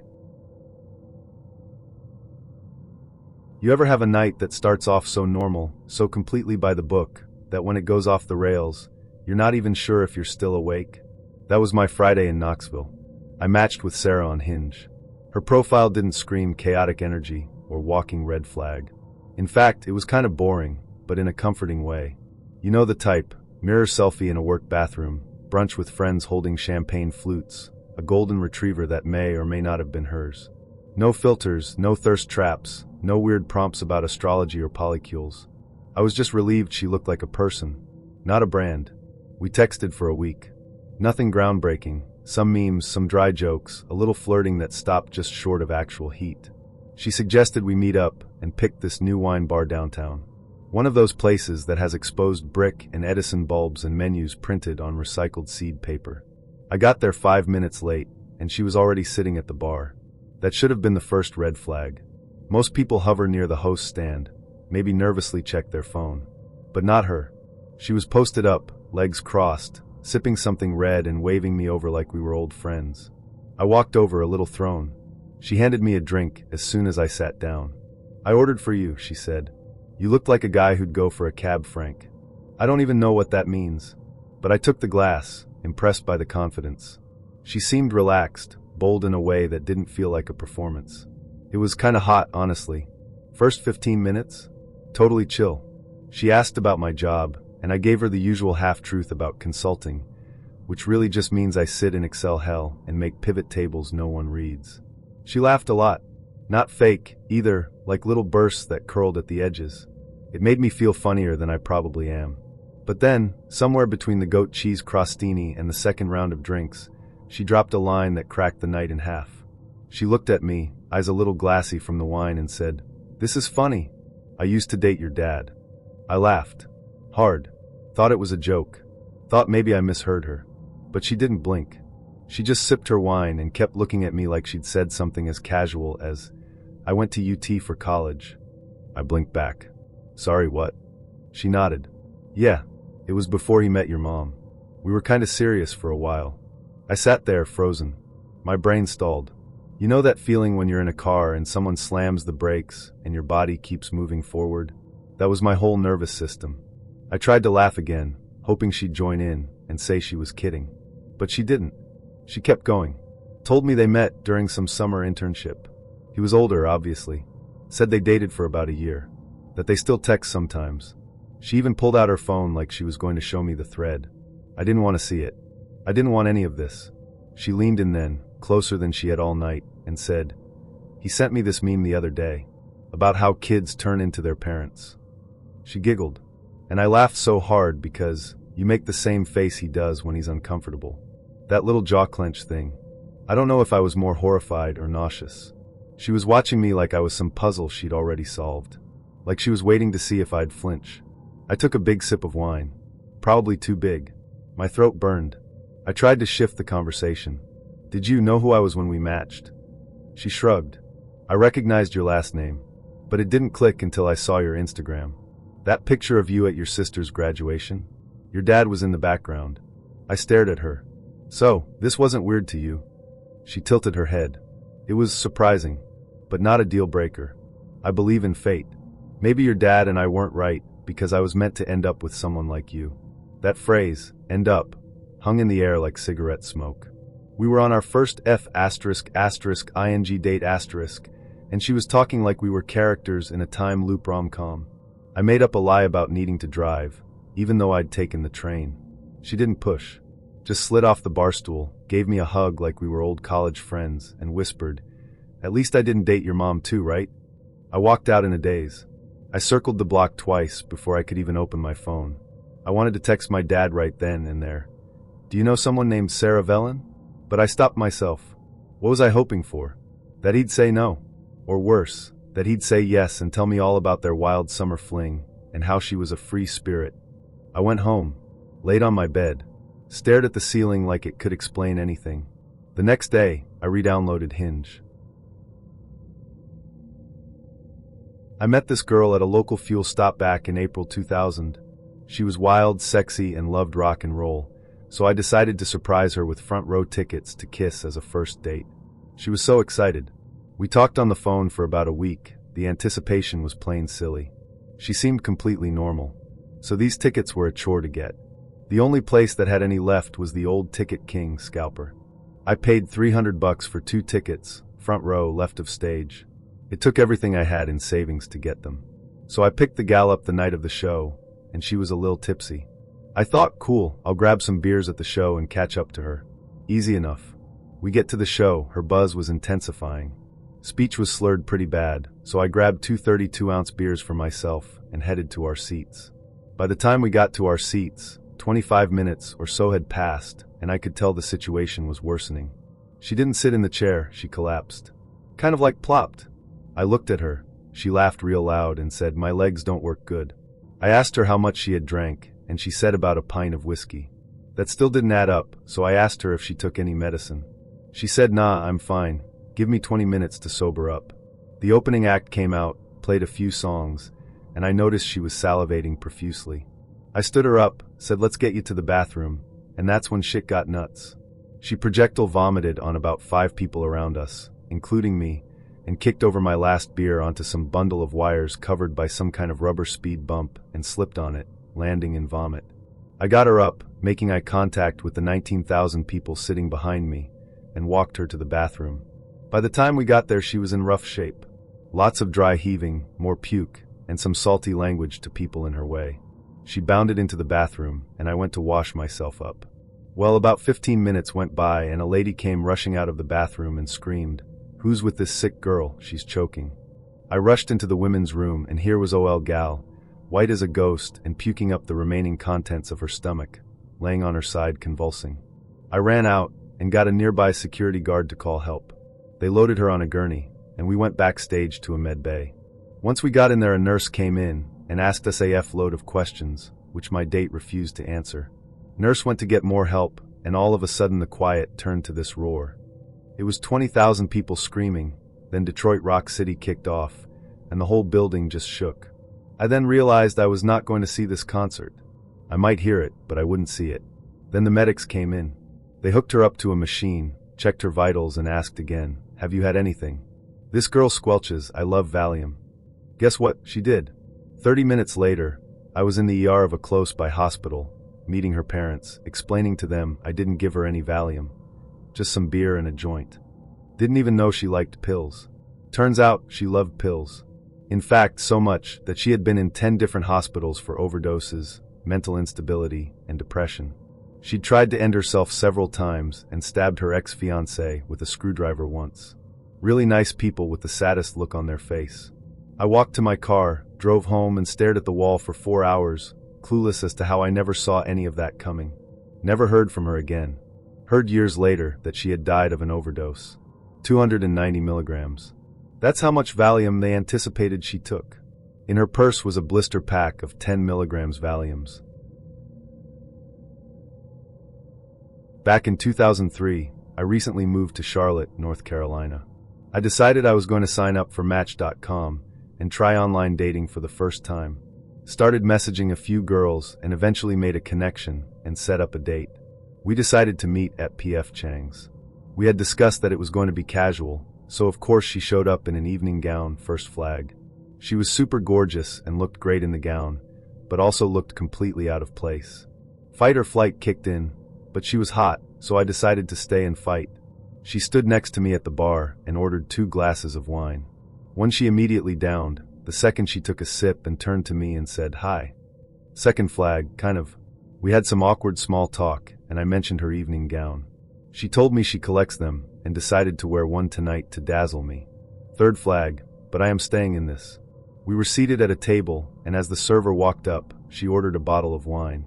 Fourth flag, okay, she likes wine, and she's hot, I'm still in it. We have more awkward small talk and eventually order food, and by the time I have finished my first beer that I had ordered while back at the bar, she already finished the bottle of wine and orders another. Fifth flag, and now I am planning my escape plan. I stand and ask if she knows where the restrooms are, and as she is pointing in a direction behind me, I turn to look, and I feel a stabbing pain in my right cheek, which literally makes me flinch in pain. I grab my ass as I turn to see WTF just bit me, and she is giggling her ass off. Also, she is holding a 5-inch long pin, which she just used to stab my ass. Six flag, and I am done. Fuck this, don't stick your dick in crazy. I walk to the bathroom and go in one of the stalls, drop my pants and do an hand sweep of my right ass cheek, and my hand comes back bloody. FML. I use toilet paper and apply pressure to eventually stop the bleeding. I zip up and go stare at myself in the mirror as I wash my hands and have a Pulp Fiction moment, where I say to myself in the mirror, "Okay, go back out there, tell her this evening is over and that you are going home. Don't fucking ever do this online dating shit no more." So I walk out and find the server. I pay the bill and close the check. I tell the server to hold off serving anything until I am finished talking with my date and I am walking to the door. She agrees. As I walk up to the table, I am noticing people are giving me the hairy eyeball and realize that my date is silently sobbing at the table. For some reason I am the asshole in this situation. Maybe they didn't see the assault on my ass, but maybe only the death glare I gave her as I held my ass cheek. I sat down and asked why is she crying. She said that she fucked up by drinking so much wine, and she thought she was being cute and funny poking me with the hat pin. She said it's an antique, and she collects those too. I told her that I was pretty shocked when she stabbed me with it, and that my ass was bleeding where she stabbed me. I told her that this evening got off on the wrong foot, and that I had already paid the bill, and that we should try it again another time, not ever.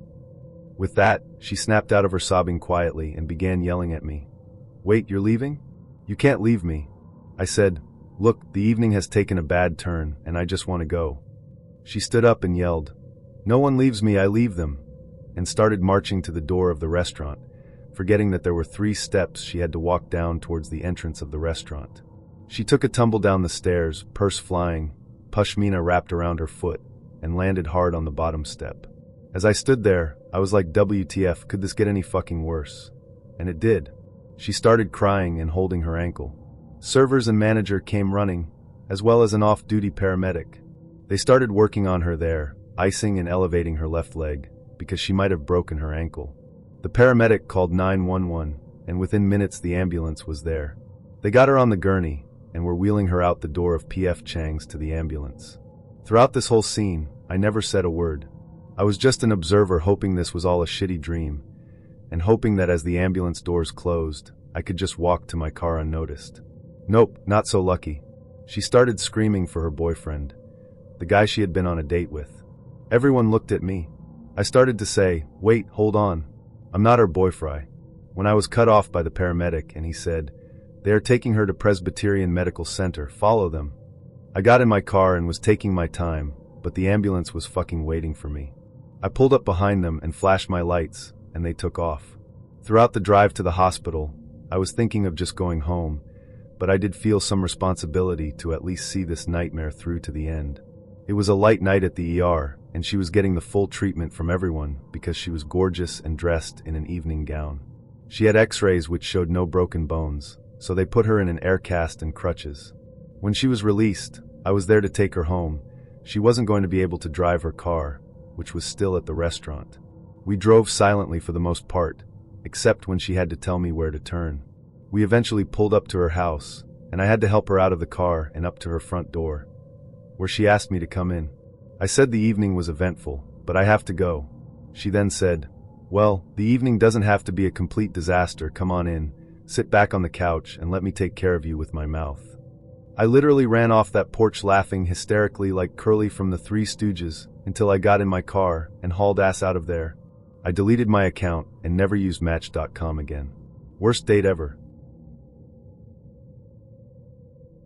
My name's Maya. I'm 29 and I live in Brighton, though I grew up in Sheffield. I work in tech, or more specifically in what we call content moderation, which sounds harmless enough until you realize what it really involves. For the past 4 years, I've been working at a company that contracts for various dating platforms. Yes, those platforms. Think Tinder, Bumble, all the usual suspects.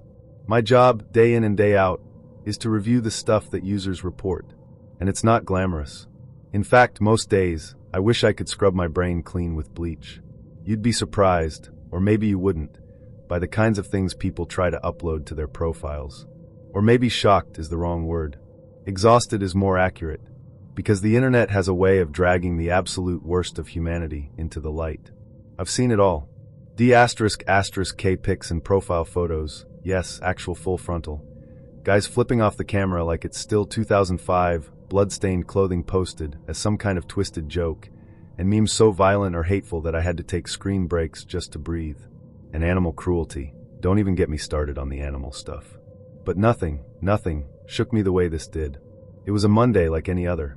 I was working remotely that day, sat on my sofa in a hoodie with a lukewarm cup of tea in one hand, and my laptop balanced precariously on the armrest. The air was stale, my flat smelled faintly of last night's stir-fry, and I was on my third review session of the morning. Our moderation system looks a bit like an old-school inbox. Tickets come in one by one with a small preview window. It shows you the reported image, the username, the reason for flagging, and a few other bits of metadata. You click Review, see the full image and associated data, and then decide Approve, Remove, or Escalate. Most of them are quick calls. I can usually power through about 60 in an hour. But every so often, something pops up that makes you stop cold.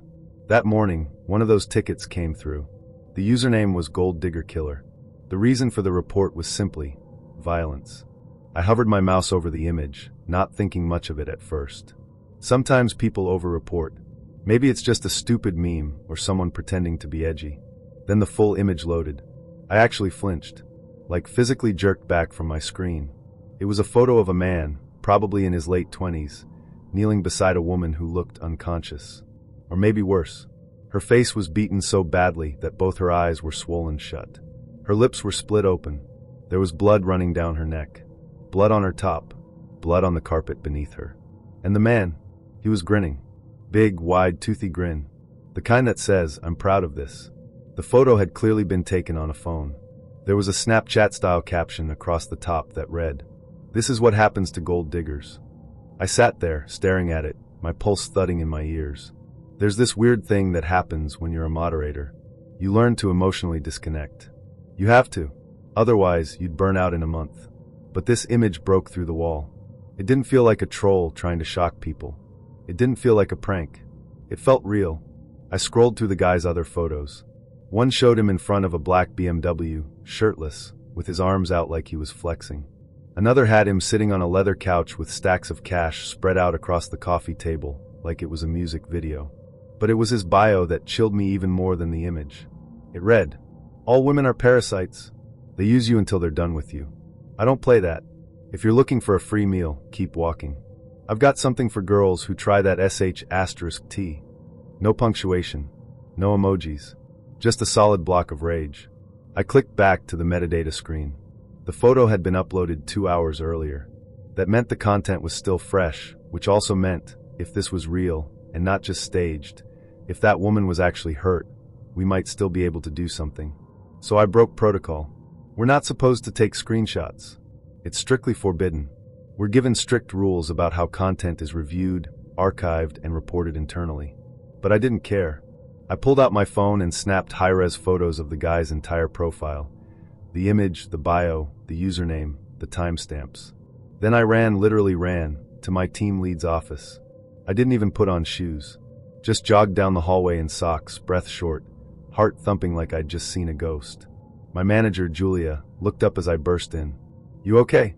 I showed her the photo. Her face changed immediately. "Jesus Christ," she said. "We contacted the internal security team. They have direct lines to law enforcement for exactly this sort of situation. I was asked to write a full report, attach the images, and hand over all the metadata I could access, IP addresses, geotags, account creation logs. Later that day, we heard back from the police. They were already investigating. Apparently someone else, maybe someone who saw the same photo on another platform, had submitted a tip. A woman matching the girl in the photo had been reported missing the day before. Her family hadn't heard from her since the weekend. She'd told her flatmate she was going to meet someone she met on a dating app. She never came home. I wasn't told what happened after that. That part gets swallowed by the system. Once we hand something over to the police, it leaves our hands. We're not allowed to ask for updates. It's all about privacy, legal protections, chain of custody, which I understand. But it also means I never got to find out whether that girl lived or died. I still think about her. Sometimes I wonder if she was alive when the photo was taken. If she was conscious. If she knew what was happening. Or maybe she'd already slipped away and the man was just documenting his violence. Like a trophy. Either way, it changed me. Before that, I used to joke about my job. Told friends I worked for the Tinder police. Said I spent my days looking at D*CKs and duck faces and arguing over shirtless gym selfies. But after that day I stopped laughing, because I realized something that's haunted me ever since. Dating apps don't just connect lonely people. They also give predators a hunting ground. And most of the time, the people who catch them, or try to catch them, are just overworked, underpaid contractors sitting on their sofas, drinking cold tea, trying not to throw up. So yeah, maybe I didn't get hurt. Maybe I didn't get followed home or assaulted. But I saw a kind of evil that day that most people never have to look in the eye. And that's what I want people to understand. Behind every swipe, every emoji, every dumb little bio, there's a person. And sometimes that person isn't who they say they are. Sometimes they're dangerous. My name's Ella. I'm 25 and I live in Bristol, down in the southwest of England. It's a pretty enough place to live, I guess. I moved here for university and never quite found a reason to leave. I work as a receptionist in a dental clinic, and while it's not the job I dreamed of as a kid, it pays the bills and most of my colleagues are decent. But anyway, that's not really why I'm telling this story. I think no matter who you are, guy, girl, non-binary, whatever, we can all agree that dating in this era is a bloody nightmare. And I don't just mean the awkward small talk or the weird, what are we phase. I mean how, no matter how well you think you know someone, you never really know them, not until it's far too late. Some people hide their true colors behind charm or politeness or a sort of performative decency that feels so convincing, you'd never dream of looking deeper. Others, ironically, start off as complete knobheads, but if you give them a chance, you find something softer underneath. Like there's this layer of sarcasm or defensiveness hiding the fact they've been hurt before. I've dated both types. But the ones who worry me the most, the ones who present themselves as the nice guys, the sweethearts, the protectors, because sometimes they're not. Now, let me make something clear.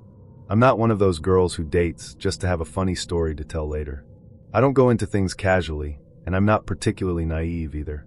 I've been through enough of the usual bullshit, ghosting, being led on, being pressured into things I wasn't fully comfortable with. All the lovely little bonuses that come with being a woman in the dating pool. But nothing prepared me for this. And I'm telling this story now, partly because I think it helps to talk about it, and partly because I want people to understand just how quickly things can spiral. How someone can go from sweet and charming to dangerous in a matter of weeks. And how little the law, or anyone really, can do to protect you once that happens. I'm gonna call him Jamie. That's not his real name, obviously, and for legal reasons I'm not even going to hint at it. You'll understand why later. But when I met Jamie, I was in a bit of a weird place emotionally. I'd just come out of a situationship with a guy who treated me like an option. Hot one day, cold the next. I was tired of the games. I wanted something stable, something normal. Jamie and I matched on Hinge. His profile was, well, a little boring, if I'm being honest. But boring felt safe. He liked reading. He had a dog, a Springer Spaniel called Toby, which I thought was adorable. He worked in IT support for some university, and he seemed to have his life together. Our first few conversations were nothing special, but he was attentive. He actually asked me questions and remembered my answers. That alone was enough to get me interested. Our first date was at a local pub, the kind of place where you can have a drink and actually hear each other talk. He was polite. A little stiff, maybe, but it felt like nerves. He held the door open for me. Bought the first round. Walked me to the bus stop afterward. Texted me that night to say he had a great time and hoped I got home okay. He was, in every way, the kind of man my friends had been begging me to give a chance. Stop going for emotionally unavailable musicians, they'd said. Find someone who actually wants a relationship. And Jamie did. He made it clear from the start that he was looking for something serious. He asked me about my family, my dreams, whether I wanted kids one day. We were 2 weeks in, and he was already planning little day trips and dinners for us. I wasn't falling in love or anything, but I was hopeful. The only thing that ever gave me pause, and this might sound minor, was that he didn't really like when I hung out with my friends. At first, it was subtle. He'd say things like, "I wish I could see you tonight," or, "It's a shame you're always out on weekends." Then it became, "You never have time for me anymore." And when I pushed back, he'd apologize, say he didn't mean it that way. I let it go. 3 weeks in, he told me he loved me. That was too fast. I tried to be gentle, told him I wasn't there yet. He said he understood, that he'd wait. 2 days later, He showed up outside my flat with flowers.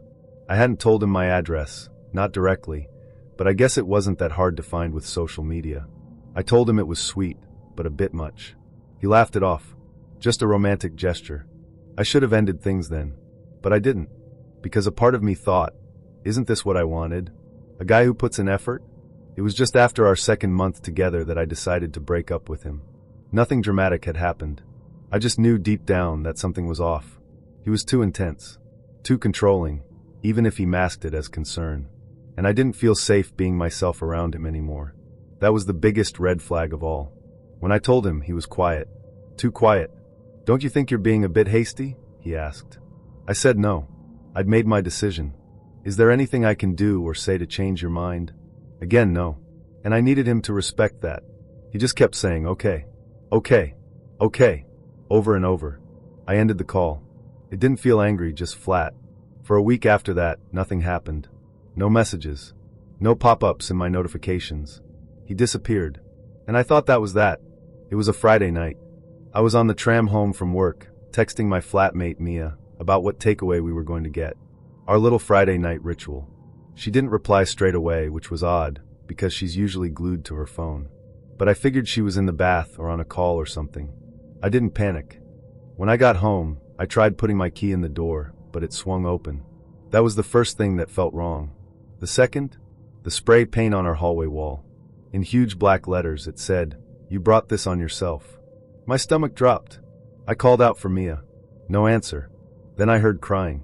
I found her locked in her bedroom, on the phone with the police. When she got off the call, she was shaking. Said a man had forced his way in. Wore a face mask. Asked for me by name. When she said I wasn't home, he grabbed her by the throat, pinned her against the wall. Demanded to know where I was. She didn't say a word. Too scared. Smart girl. He trashed the place. Smashed our television, ripped paintings off the wall, broke every plate and mug in the kitchen. Tried to smash the washing machine's glass door, but it held. He scrawled that message on the wall, then disappeared. She hid in her room the whole time, on the phone to 999. And all I could think was, if I'd gotten home 10 minutes earlier, I'd have walked in on that. I told the police who I suspected. They nodded. Asked for more information. Took statements. He wasn't arrested immediately. His mate tried to give him an alibi. Said they were out together all night. But eventually, under pressure, the friend admitted he'd lied. Said Jamie wasn't with him. Said he was acting weird. Jamie was arrested. Charged with breaking and entering, assault, destruction of property, and, here's the kicker, brandishing a deadly weapon. A claw hammer. He'd brought it with him. We found holes in the walls. Dents in our doors. One of Mia's shoes had a hammer print in it, like he'd thrown it at her door in frustration. He went to court, pleaded guilty, and he got a 2-year suspended sentence. Why? Because his solicitor claimed diminished responsibility due to COVID stress. Said he'd lost both grandparents during the pandemic. Wasn't in his right mind. They painted it like a lover's tiff gone wrong. A misunderstanding. Never mind the fact he came armed. That he attacked someone who wasn't even involved. That he tried to hide his identity. He walked. That's why I'm applying for a restraining order. Because right now, legally, he can come within spitting distance of me. And unless he does something again, the police can't do much. Mia's still dealing with the trauma. She gets jumpy at loud noises. Flinches when the doorbell rings. We thought about moving, but why should we? Why should we uproot our lives because of him? So instead, I'm doing everything I can to make sure the court grants that restraining order. If it's approved, he can't come within 100 feet of me or Mia. He can't message us, can't follow us, can't even mention us online. If he does, straight to prison. That's what I'm counting on. Because I refuse to live in fear. I refuse to let him win. I won't let a man who pretended to love me ruin the life I've fought hard to build. And to anyone reading this, wondering how close they might be to someone like Jamie, trust your gut. If something feels wrong, even if it looks perfect on paper, leave. Don't wait for proof. Don't wait for a reason. Sometimes just knowing is enough. I know I'm not the only guy, or girl for that matter, who has resorted to online resources to get laid. In my book, there's nothing wrong with it, as long as both parties are looking for the same thing. I never lie about what I'm looking for. I'm always straightforward about looking for sex. Most of the girls I've met have been totally cool with it, and were looking for the exact same thing. There have been a few that claimed they were looking for just sex, when in reality, they were looking for a relationship. That didn't end well for any of us. That's why it's always a good idea to be totally honest with someone, including yourself. Her name was Heidi. I met her on a popular dating app. I was very clear in my bio about what I was looking for, and she seemed to be looking for the same thing. She was beautiful, and we sent a few pics back and forth, and did a couple video chats to make sure there was no catfishing or filters going on. It's never good when you meet in person, and they are nothing like their photos. She was just as gorgeous as she was in her pics, and she was into me too, so we set up a night to hang out. As a rule, I never put out on the first meet when it comes to dating or hookup apps. I want to make sure we're both into it, and no one is just going through with it out of obligation. That's just fucked up. Heidi said she was cool with that, and even respected it. We met last week at a local bar near us and had a few drinks. She was amazing. Other than being drop-dead gorgeous, she was so easy to talk to, easy to just be with. She flirted like a pro, and had me regretting my rule of no sex. We ended the night with a kiss before she left in an Uber. I couldn't wait until Friday when I'd see her again, this time at her apartment. I brought a bottle of Fireball whiskey, her favorite, and some bearskin condoms, my favorite. Her apartment was on the 8th floor. The elevator was out of order, so I was stuck taking the stairs. The apartment building itself was not too bad, but it had a strange smell that permeated the entire place. I hoped her apartment didn't smell like that. It was a scent that made me sick the longer I smelled it. I knocked on her door and prayed my clothes didn't pick up the odor of the place. It took her a few minutes to come to the door, even though I could hear her in there moving around. I called out to her, asking if she was all right. I could hear a faint murmuring, as if she were talking to someone. On the phone, I guessed. I called her name loudly and knocked again, and heard a loud sort of scraping sound coming from inside. I started to worry, thinking she was hurt or in danger or something.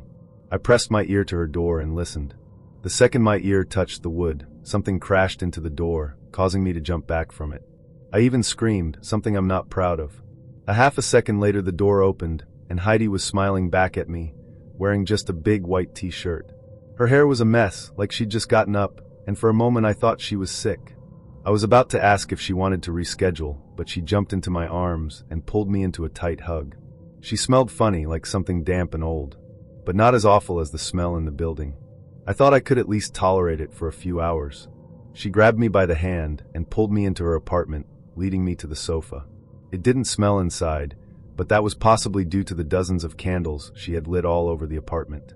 I guess she was trying to cover up the stink of the building, and didn't want to bring it up in case it embarrassed her. She pushed me onto the sofa, a bit harder than I'm into, but I went along with it. I asked if she was okay, but she just smiled and licked her lips in an attempt at being sexy, but totally missed the mark. She stood in front of me, swaying to music only she could hear, her eyes trained on me unblinking. I was watching her move, trying like hell to enjoy it, but it just felt weird to me. Something about her felt off. "You're hot, I'm hot. Sexy sex," she said, her voice much deeper than it had been previously. "Yeah," I said stupidly. "This shit was weird, what can I say? Eat me," she moaned, roughly lifting her shirt. I might have gone through with it if her belly hadn't looked like she was 9 months pregnant. It's not like I have anything against pregnant women, but she wasn't pregnant when I'd last seen her the week before. And it looked painful, hard and swollen, and bulging in some places. It was an immediate turn off. "You look like you're not feeling well. If you want to call it a night and do this another time, I'm cool with it," I said, trying not to sound rude. She made a sound, a cross between a burp and cough, and quickly squatted and threw up on the floor, a dark black or red liquid that smelled just like shit in the building. At that point I was pretty much done, and sure she was either high or very ill. I jumped to my feet and started asking if she needed me to do something. Call someone, anything. She looked up at me grinning, her pupils almost as large as her eyes, and growled, "Look, I don't know if you're on something or not, but sex isn't going to happen tonight," I said. She jumped to her feet, so fast I dropped my fucking keys I'd been subconsciously holding in my fist for protection. I went to pick them up, ready to bolt the hell out of there, but she scooped them up before I could even bend down. "Give me my keys. I want to leave," I said sternly, holding out my hand. She laughed, deep and throaty, and held up my house key, staring at it like it was something she'd never seen before. "Heidi, I'm serious. Give me the damn keys," I said, no longer caring how rude I sounded. I was on the verge of calling the police, when she did something I'll never forget. I'll never get this image out of my mind as long as I live. Heidi stood with her legs spread wide and dangled the keys playfully in front of me, well out of reach. She winked at me, and with her other hand lifted her shirt to reveal her bulging belly underneath, and with the other hand, she thrust my house key hard up inside her. I nearly fucking fainted, especially when the blood began to trickle down her thighs onto her beige carpet. I hadn't met him, but my friend worked with him. So he set us up. I was hesitant because I had gotten out of a bad relationship which culminated in an ugly breakup a few months prior, and I really wasn't looking to date. But I'd also kind of isolated myself and ultimately figured meeting someone new and having a night out couldn't hurt. Famous. Last. Fucking. Words. So it's about a week before the date, and Ben calls me. Asks a few basic questions, seems pretty normal but a little awkward, which I guess is to be expected because he knows next to nothing about me. Asks about my favorite color and where I'd like to go to eat and just normal shit like that. I tell him royal blue. Why? He says he was just wondering. Okay. I figured maybe he was going to bring a small, "Good to meet you, I hope this goes well, I'm trying to be friendly" sort of gift. Motherfucker shows up for our date with 24 white roses airbrushed royal blue. One rose would have been a sweet gesture. This is a bit much. He also informs me I'll be driving because his dad dropped him off. Of interest here, I'm 24 and he's 26. Says he doesn't want to learn to drive because he's scared of it. I ask if he was ever in an accident, maybe when he was younger, and nope. Just scared of the idea of driving. We live in a small city. From my house to the restaurant is a couple miles. All in town. In a small city. He critiques my driving the whole way. Why you drive closer to the left than my dad? You're half in the other lane. Be careful. I was nowhere near the other lane. I have never, to this day, and I am now middle-aged, been involved in an accident when I was driving. I'm a very good driver. We get to the restaurant. It's a regular Chinese buffet. One of the dishes is sweet and sour meatballs. The server comes over and asks how our meal is. Ben laughs, and when he does he sounds like a station wagon full of asthmatic seals, and says if I wanted meatballs I'd have gone to the Italian place across the street. Fuck me. What have I done? He then starts peppering me with questions, all beginning with if we start dating. If we start dating, how do you feel about spontaneity? If we start dating, how important is sex? He then tells me he's a virgin but is bisexual, although he has no interest in male genitals and has a tickle fetish. How important is sex with you, dude? Not at all. I'd actually rather die. Do you like massages? How many sexual relationships have you had? I'm allergic to cats. Would you consider rehoming him? My family is all out of state. Would you consider moving? I'm dying here.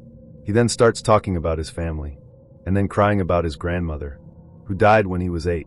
And not just, "While this came up, forgive me I'm a little misty-eyed." He's sobbing. Somehow I survived dinner. We get back to my place. This is like 2002 before everyone had cell phones in their pockets. He has to come in and call his dad. I offer to just drop him off, but he says his dad is at his grandpa's and he, Ben, doesn't have a house key, that his dad prefers to drive him. I say fine, but keep your hands to yourself, don't touch anything, and once you get a hold of your dad, wait outside. On the drive back to my place, he tells me, I always told myself that I would wait a minimum of 1 year before considering sex with my girlfriend, but if we start dating I may drop it to 6 months because we're both older. How would you feel about that? And if you ever stay over, know I have a picture of my GMA on my dresser. I won't take it down, but I will turn it around when we have sex, like I always do when I masturbate. So you don't have to worry about that. I have to be on camera. This has to be a joke. We get to my place, he comes in, calls his dad, and while he's on the phone my cat comes in the room. I pick him up, kiss him on top of the head, and say I'll feed him in a minute. Ben says, have any men ever been intimidated by your relationship with your cat? Because that just made me really uncomfortable. I mean, you kissed him and talked to him. I told him to estit few and get out. He tried to apologize, but I was just done. Practically pushed him out the door. The moron even left me a couple VMs that week wanting to go out again. Then his last VM was basically wanting an exit interview. If you won't go out, will you at least tell me what put you off? Because I really liked you, and I don't know what you think went wrong. I've spent the last 20 years convinced I was being pranked. The friend who set us up never spoke to me again. Edit. After thinking about him again after all these years, I just looked him up on FB. He has a unique last name, so I'm positive it's him, as well as his profile listing the city we lived in. So yeah, no doubt. He lives with his sister and has a job as a candy stock boy with Walgreens. He's in his 40s. He also has a picture of his room which has a bed that's like a bunk bed, but there's no bottom bunk. It's so cool. That's called a loft bed. You have a loft bed, dude.